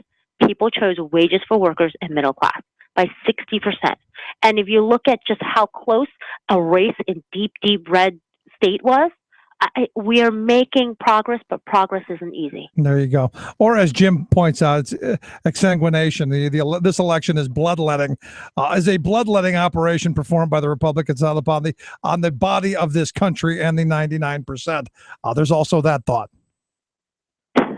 I mean, if they take the wrong lessons and go down and embrace an extreme Tea Party path, I think it just means that this will come back and haunt them in 2016. That's the hope. So last question I've got for you. I think we agree, and I think the polling numbers do point out that folks want the minimum wage increase. They don't want to see Social Security and Medicare be hacked and harmed in any way. They'd like to see more paycheck fairness, if you will. There's a whole bunch of issues that I think Democrats can get around, but also that I think people can get around as well. How do we make sure that this stuff stays in the public eye, and how do we make sure that even with a Republican control, how do we get this stuff passed? I think there's a few lessons here. We have to keep our efforts up. These minimum wage campaigns and these minimum wage initiatives, are not going to stop and should not stop. We've made a lot of progress on wage issues this year. I think there's a lot more progress to be made. We've just started making progress on things like paid sick leave, and there's still a lot more to do. But I also think, when DC isn't working, when there's too much gridlock here and nothing but obstruction in Congress, I think people are seeking out other ways to help make a difference and change things around their lives. They're not waiting for Washington, D.C. to get over the gridlock to act. So that's why you see these ballot initiatives in state after state after state, because they're taking matters into their own hands. And when they're putting it up before voters, people agree. I'm with you. I think that's what we have to do. We have to mount the pressure on and keep this up. If we have a deadlock Republican Congress now who will refuse to work on these issues that help people's lives, you know what? let's get them on the ballots. There you go. I would love to do that here in Pennsylvania, increase the minimum wage, but thanks to the Republicans back in 2006, they made it illegal for local communities to raise the minimum wage. So that's something we're going to have to give up here. But I get your gist. It's about getting people involved and pushing those issues to the front. Anna, I appreciate you taking time for us. Great talking with you. Great talking to you. Thank you, Rick. Thanks so much, Anna Chu, Director of Middle Out Economics at the Center for American Progress. Quick break, right back. Stick around. You're listening to The Rick Smith Show. We're working people. Come to talk.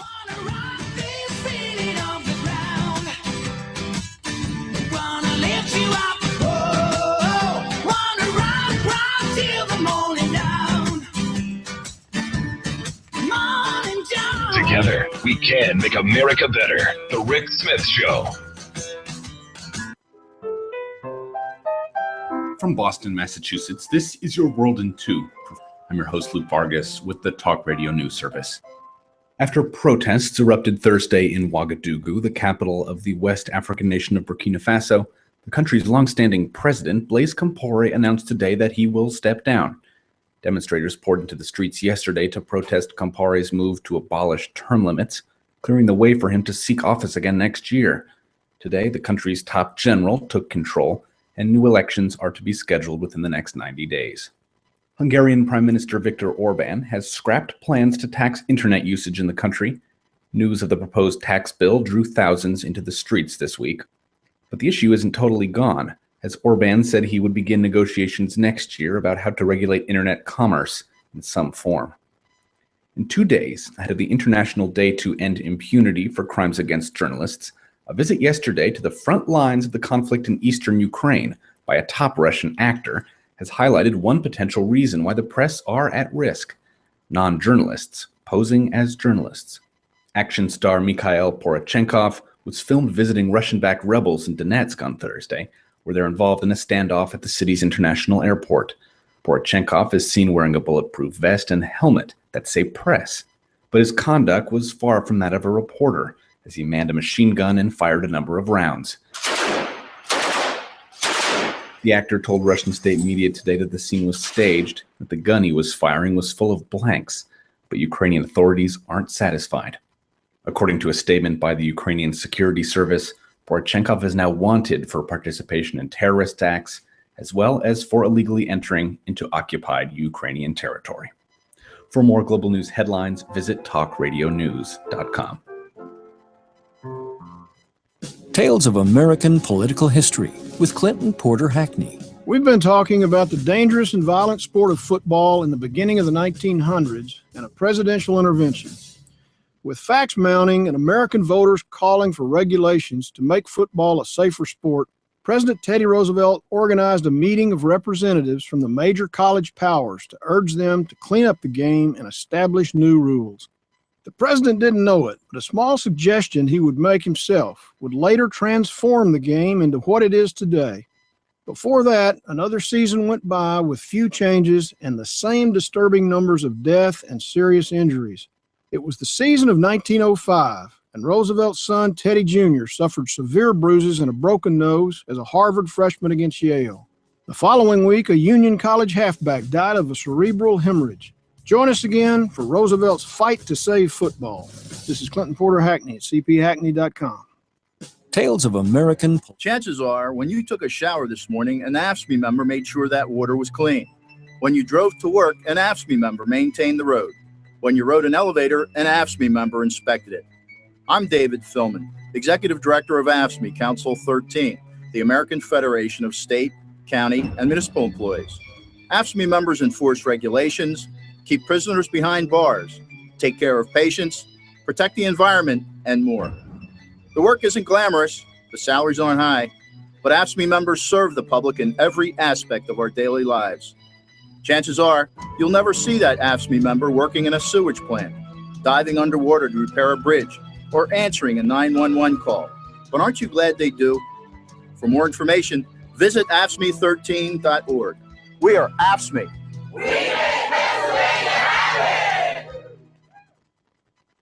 Chances are, when you took a shower... Making the blue blood see red. The Rick Smith Show. Welcome to the new dark ages. Yeah, I hope you're living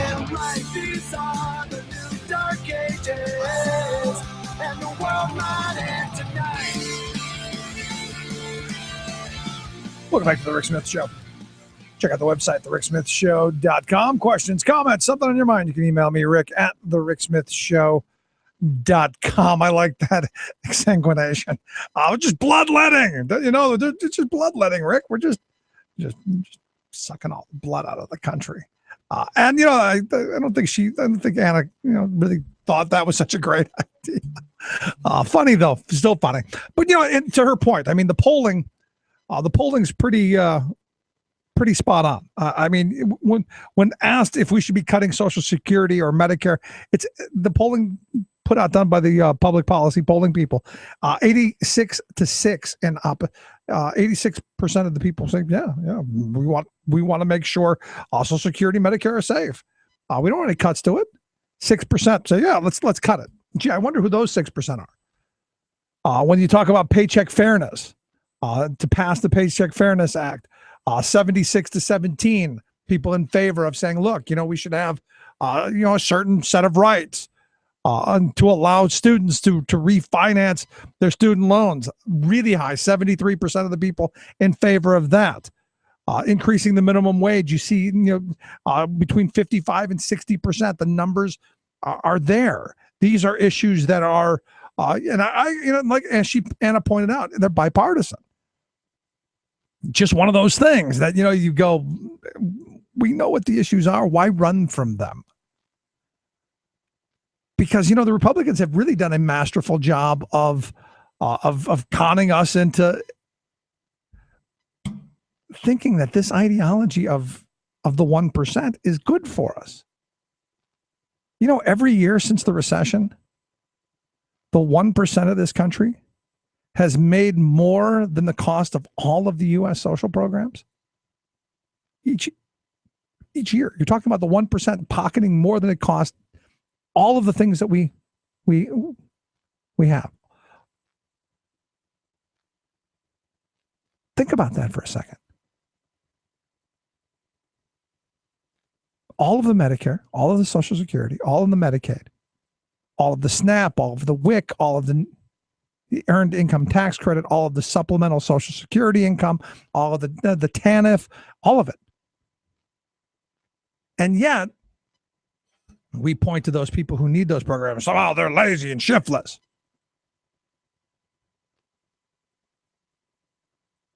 And the thing that gets me is, as has been pointed out a number of times, almost none of this new wealth in the top 1% has led to innovation or job creation. Because we're told if you give them the money, they're smart people. They know what to do with it. There's been study after study on this, that if you give them $1, you don't get $1 of economic return. Because what do? Well, they invest it generally somewhere else. And you go, at what point do we learn that the message that we've been hammered with is wrong? This idea that if you give them tax cuts, they'll use that money to build new equipment. It doesn't happen. And it was explained to me by an economist a number of years back, and no one's ever been able to make it so clear. He says, I'm a small business owner. If you give me a $20,000 tax cut, if you give me $20,000, I'm going on vacation. If you send $20,000 worth of business through my front door, I got to hire somebody to service that because I can't do it all myself. And it seemed, just duh. You give me money, I'm only going to use it if I have to. Which means if there's business coming through my door, I got to hire someone to make sure I get it. But if you're just going to give it to me, what do I have to do for it? Well, nothing. Just shift it from one pocket to the other. Well, that's not really work. But, we've been led to believe that, if you give it, it'll come. Which is kind of ludicrous, don't you think? I mean, really, on a certain level, just from a common sense, logical point of view, just a thought. I don't know, and I'm hoping that here in Pennsylvania anyway, with the election of Tom Wolf, that mentality will be pushed back on the back burner. Because one of the things I like about now Governor-elect Wolf is that he's got the business credentials to say all of that stuff is malarkey. That's not how you do it. I've done it, and this is the way this works. To me, that's important. Anyway, gonna take a quick break. Right back after this. Stick around. Listen to the Rick Smith Show.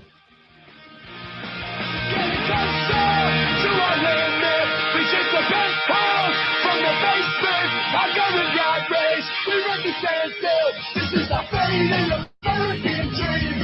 I got the time now, keep it on climb now. Before I take a job, don't want to go for. I'm just searching for my dignity. This is a fading American dream.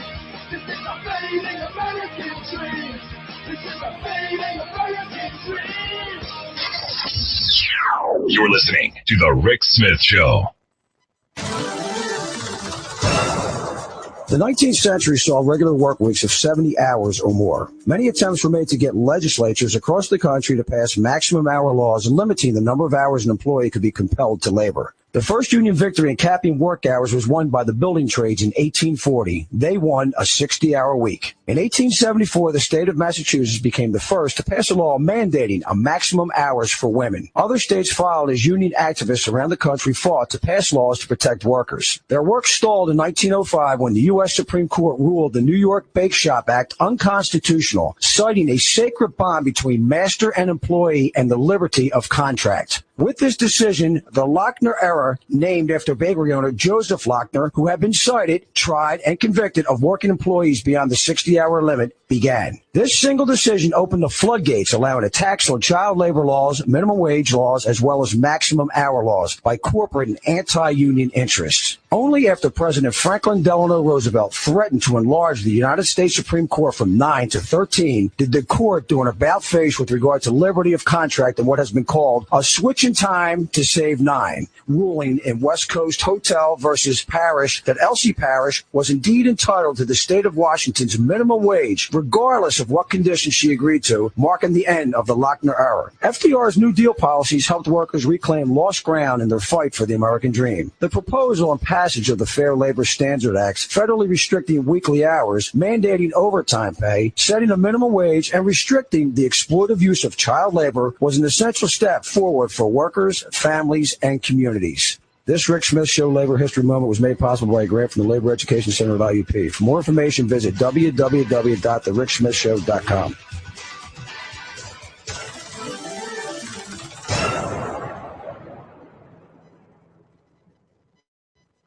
The most important issues of the day. This is The Rick Smith Show.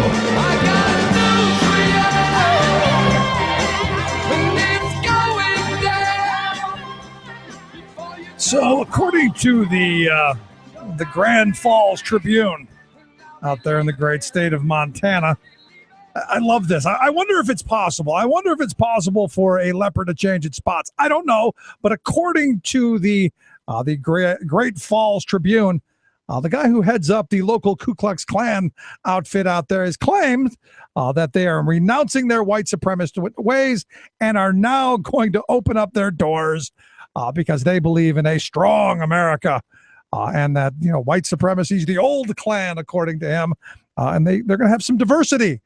And I kind of got to wonder, you gotta wonder in Montana, how much diversity is out there. But in the Klan, are they going to even let him? Does it go against their charter? And evidently it does. So will the Klan pull the charter on diversity? Very, very strange to me. And this whole election cycle has just been kind of strange with the messaging of Democrats going, I'm not really one of those.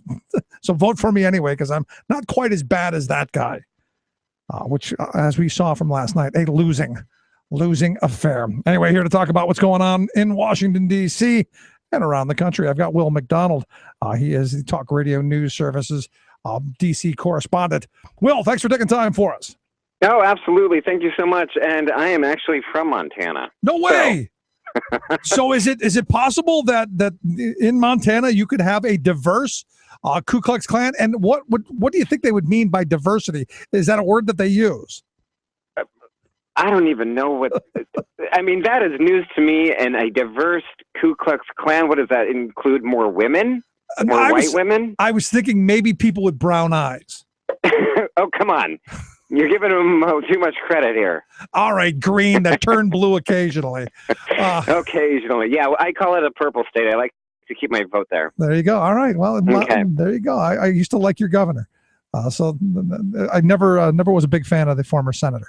But that is what it is. And fortunately, he's gone. But so are a lot of other senators around the country. Not a good night for Democrats, huh? No, not a good night. It was the president. I was at the conference today. He did not refer to it as a shellacking as he did in 2010. Granted, it was a shellacking, and it certainly felt as the night kept going and the polls were closing and you were getting these updates from governor races and Senate races and House races. I mean, obviously House was going to stay Republican, but it was a dark night. Yeah, it was the worst of all scenarios. And what it comes down to is, people just didn't go to vote. I mean, here in Pennsylvania, 500,000 less people voted in this election than in the last midterm election. That's to show you how far down it slid. And you're talking in a state of about 12 million people. A little over, I think, 3.5 million voted. Wow. That's just really unfortunate, and that needs to definitely change. That's something else that this administration should have really hit home on over the last 6 years. Absolutely. I mean, that whole participation thing. But at the end of it, Will, here's my problem. And I talked at length about Harry Truman earlier in the program, saying that, if you give voters a choice between a Republican, a genuine Republican, and a Democrat that acts like a Republican, voters are always going to vote for the genuine article. I looked at a lot of these races around the country, and they just seemed to me that everybody was trying to run away from Obama or run away from democratic principles. The woman from Kentucky wouldn't even say she'd vote for him. I know, she just stood there and looked at the reporter like she didn't understand the question, like it was put in a totally different language. So for me, when I look at this, what happened last night, I'm not surprised, because you've got so many corporate kind of Democrats who are running on this idea that, well, I'm not as bad as him, vote for me. Right. Well, and I honestly think that this was a big mistake for Democrats. And I really think that, speaking to what you were saying, is that people want genuine, and obviously the president today, when he first came out, the first thing that he started to say was the successes of his administration over the last six years. I mean, we've got 10 million more people on health care. The graduation rate is up. The unemployment rate is down to, nearly an average amount. There's still some work. I think it was 5.9% was the last number I saw. Right, and it will never be at 0 or 1 or 2%. That's impossible. But I mean, the economy is the U.S. economy is outpacing more developed world economies. I mean, he really pushed home that that this administration and that the Democrats have been constructive, have worked hard. They're looking towards other issues, progressive issues, and that 5 out of the 5 states with the minimum wage increase on the ballot, they all passed. Yes. These are excellent democratic values that the Democrats should have never shied away from. They should have never shied away from, and by doing so, they have potentially isolated and complicated the next presidency for 2016, and also Obama's agenda for the next 2 years. Absolutely. And, it goes back to the Truman speech I was talking about. He said the exact same things. Don't run away from what you've done. Run on your record. He was talking about the New Deal and the Fair Deal and all that stuff. Explain, this is why we've done it. This is why we've made your lives better. And look, it's not 1999 anymore, but it's also not 2009. The economy's not fabulous and booming, but it's also not in the tank where it was when this president took over. And I think that message wasn't really out there as much as it should have been. No, it just really is remarkable how over the last year I've seen Democrats who are running in the Senate run away from the president. It's remarkable, and I really haven't seen anything like that before. Well, now they're retired and they can run away from whatever else they want. What's the word now in D.C. Where do you see where's the early money on what's going to happen as the Republicans take over the Senate? Do we see an attempt to actually govern, or do we see the civil war of the Republican Party? What seems to be the inside money? What I think is going to happen, I'm not sure if you saw McConnell's speech today, but basically he said that he is willing to work with the president, that he is willing to negotiate, come to the table. Oh, that's big of him. Yeah, that is his job after all. We'll see. He still has a vote to get the leadership. But I mean, he did mention that there will be no obstruction for the votes that are going to happen in December to pass a budget. He did mention that he plans on, no obstruction, that it's going to be, that it's going to happen, and we're not going to face a government shutdown. That's 2 months from now. We'll see what happens come December. They may be as heated as they were, 2 days ago, as they could be in December. Right. And we could face a shutdown. I mean, already you have Ted Cruz making these claims that the Senate's job right now is to hold hearings. Right. And McConnell is distancing himself from him, and that could signal an implosion of the Republican Party. Yeah, and that's what I'm kind of thinking is going to happen, because the crazies understand. Last night there were no moderates elected in the U.S. Senate. There were none of the moderates of the Republican Party. These are all way out extremists, in my view. The woman castrating pigs, she's going to be leading the pack of crazy. I know, and she is from Iowa. That is a golden state for 2016, obviously. And she's up there saying, let's make them squeal. I don't know. Yeah, it's going to be the only solace I've taken from last night, other than the fact that here in Pennsylvania, we threw out a really bad governor and all of the bad policies that have gone on the last 3.5 years, and good, even though that the House and the Senate, because of the gerrymandering of this state, have gotten even crazier.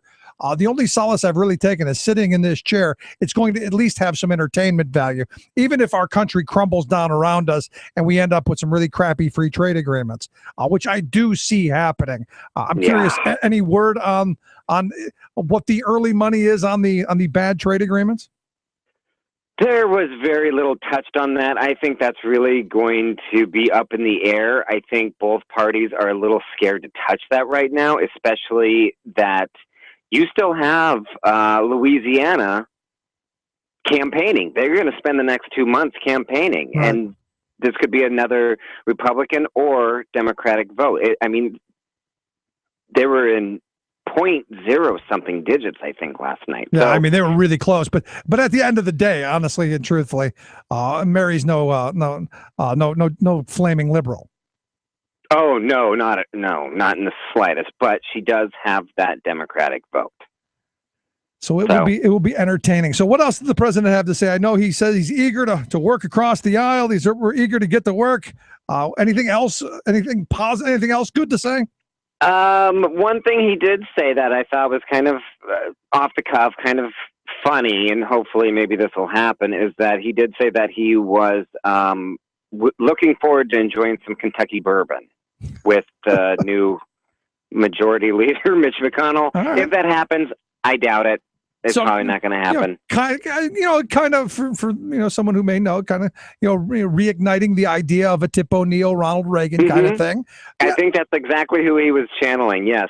A couple things going forward for the next 2 months, for the next 5 weeks, while the lame ducks Congress is in session. He will be looking towards Congress for requesting more money, more authorization to combat Ebola domestically and internationally. He wants military authorization to combat ISIS, stronger military authorization. And he did say that he wants a, quote, drama-free and clean budget passed before the end of the year. Yeah, so those are two things that he really is looking for. Take a deep breath on that budget. That ain't going to happen. But for me, where's the Surgeon General? If you're going to fight Ebola, why hasn't he called the Senate back to vote on a surgeon general. I'm against the idea of a czar, but where's our surgeon general? Where's the attorney general going to be? What about that stuff? Any word on this? No, and let me tell you, next time there's a press briefing, look in the way back seat, far to the right on the screen, and my hand is constantly up trying to get that question answered, and I have yet to be called on. And I have heard nothing from the White House regarding a speaker. I'm sorry, a surgeon general or an attorney general. Wow. Well, I guess if you maybe your hand just isn't big enough. Maybe you should get one of those big foam fingers. Will you send me one? I have a friend who went to a Green Day concert that's got a big foam finger with the middle finger up. Would you like that one? No, I do not want that one. No. All right, that's as foamy as I get. Well, thank you. Always great talking with you, man.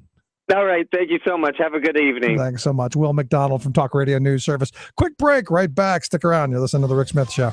We're working people. Come to talk.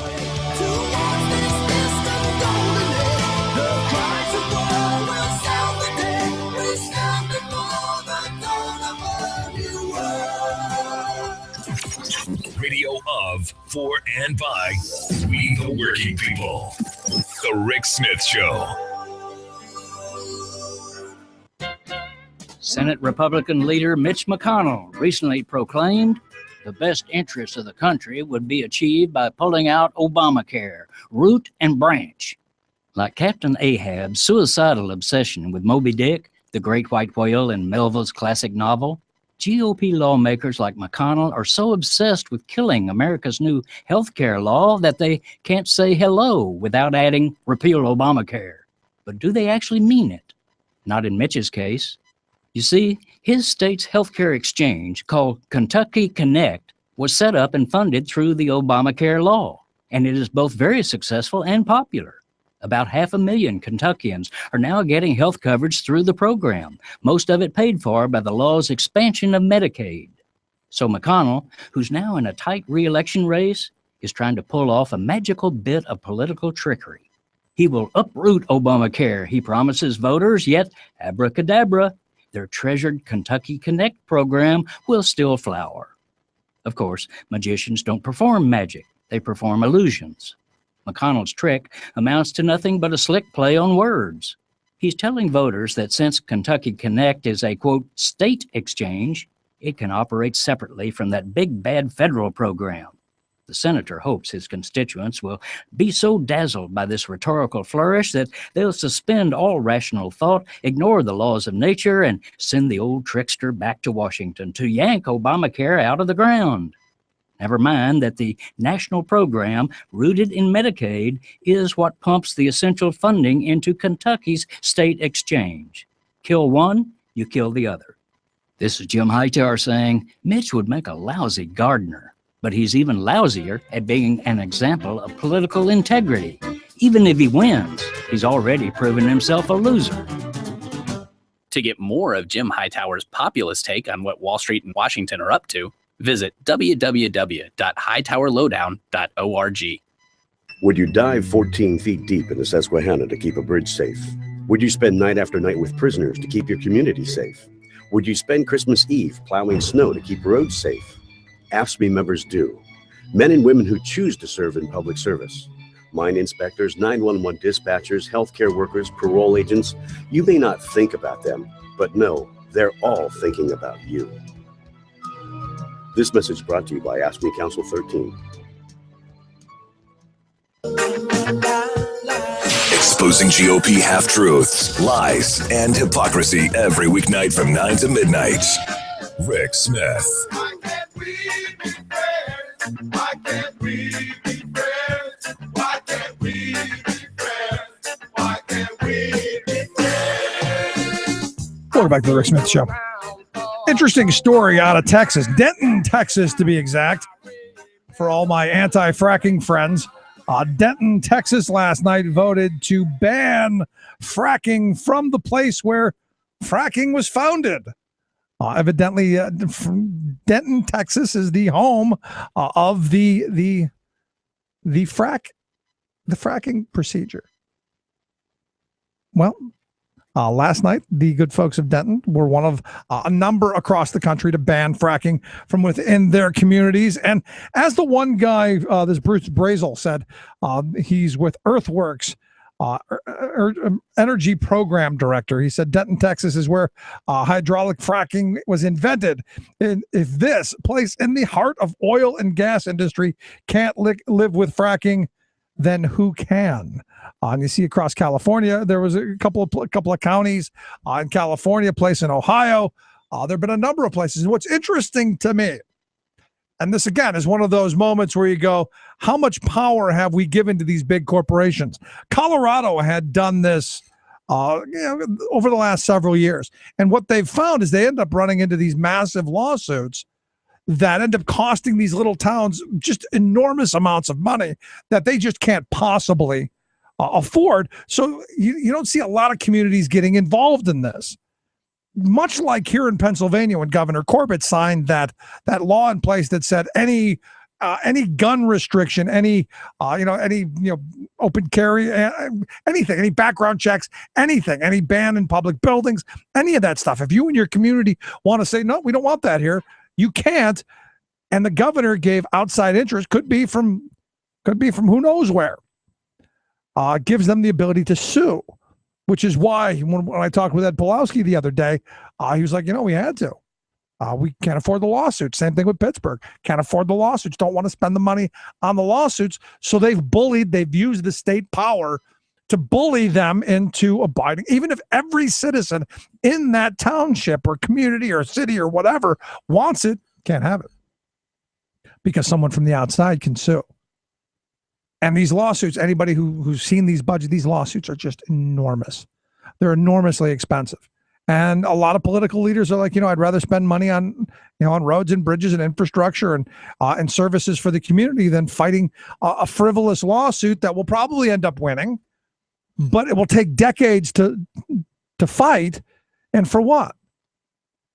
And you look at these anti-fracking bans that have gone on, as the article points out, groups like this Frack-Free Denton were outspent 10-1, and yet they still won.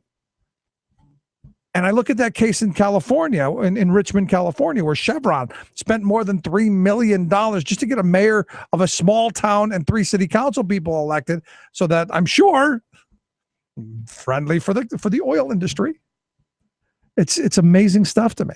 And then you see this story also out of Texas. And I alluded to it a bit earlier, that George Prescott Bush, the son of Jeb Bush, the nephew of George W. Bush, and the grandson of George H.W. Bush, he has won a statewide office there in Texas. He has the post of land commissioner there in Texas, and they administer the public lands and oversee the mineral rights for the oil and gas industry. So do you think the millions that they spent getting this guy elected is going to pay off? You think? Bush won nearly 60% of the vote.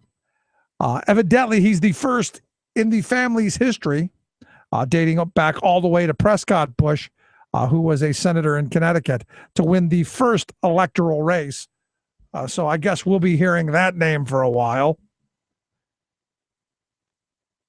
And what's interesting to me is how much money they spent on a race that, according to the article, nobody ever pays attention to until now. Because this is that stepping stone to understand the Republicans are doing something smart. They're thinking 20 years down the road. They're thinking 10, 15, 20 years down the road. This guy, Jeb is married to a Mexican woman. He's of mixed background, speaks Spanish fluently. He is the inroad to the Hispanic community. You already know this. You can see it coming. But it tells you how far ahead these people think. They'll spend millions of dollars to get someone elected just to get name recognition that, he can do something. Because they know mark my words, he'll be running for governor in 10 or 12 years. It's coming. He's already got all of the pedigree and all of the stuff for the resume. served as a Naval Reserve officer. He has, the ran an oil company. Didn't actually run it into the ground like his uncle did. But still, it's all there. So make sure you keep an eye on George P.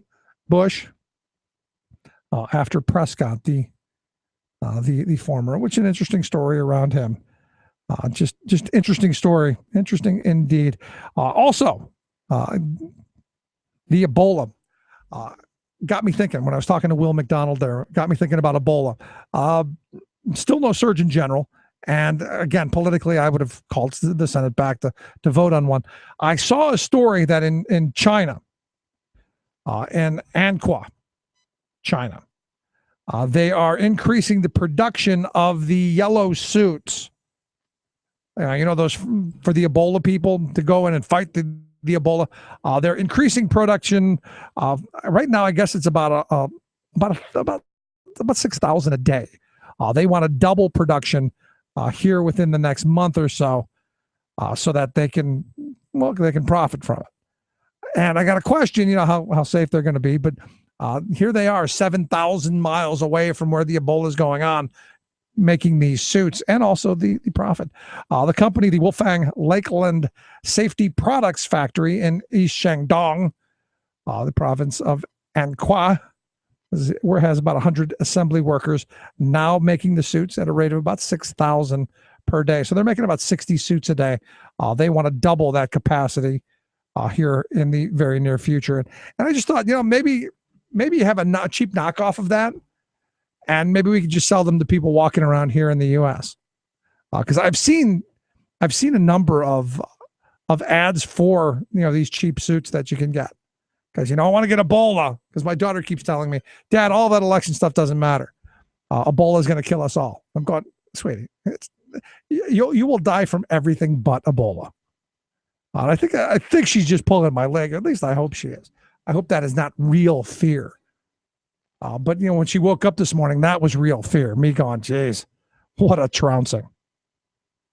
But here on the state level, and if the take home from today's program is one thing, it's that the voters wanted change, and they voted heavily for Tom Wolf. When you win in a gubernatorial race by 10 points against a sitting governor, against an incumbent, and all the power that incumbency has, people are dying for change. People are screaming for change. And how that didn't turn into electoral victories for other candidates is beyond me, other than to say, and we've said this a number of times today, that right now our districts are so badly gerrymandered. Our districts, who we get to vote for, is so badly skewed that there's no competition. And for me, especially for my Republican friends, you talk about competition, you talk about the spirit of competition, and that's when better things happen, when you're competing. There were virtually no competitive races here in the state last night. Virtually none. I guess you could look to the one with that Solabay lost to the. I'm not sure if she's a horror film actress or what she was, but lost to a big money candidate, somebody that huge amounts of dollars from all over the state and all over the country went in to go after to Solabay, and also the race with John Kane lost by a small margin. The rest of them seemed pretty predictable. And, as I had talked with a number of pundits earlier in the week about, you're not going to see the Democrats pick up anything because of the gerrymandering issue. And for me, that is so huge. That is such a big issue that has to be addressed. And not that I want it gerrymandered the other way, that I absolutely believe in that competition.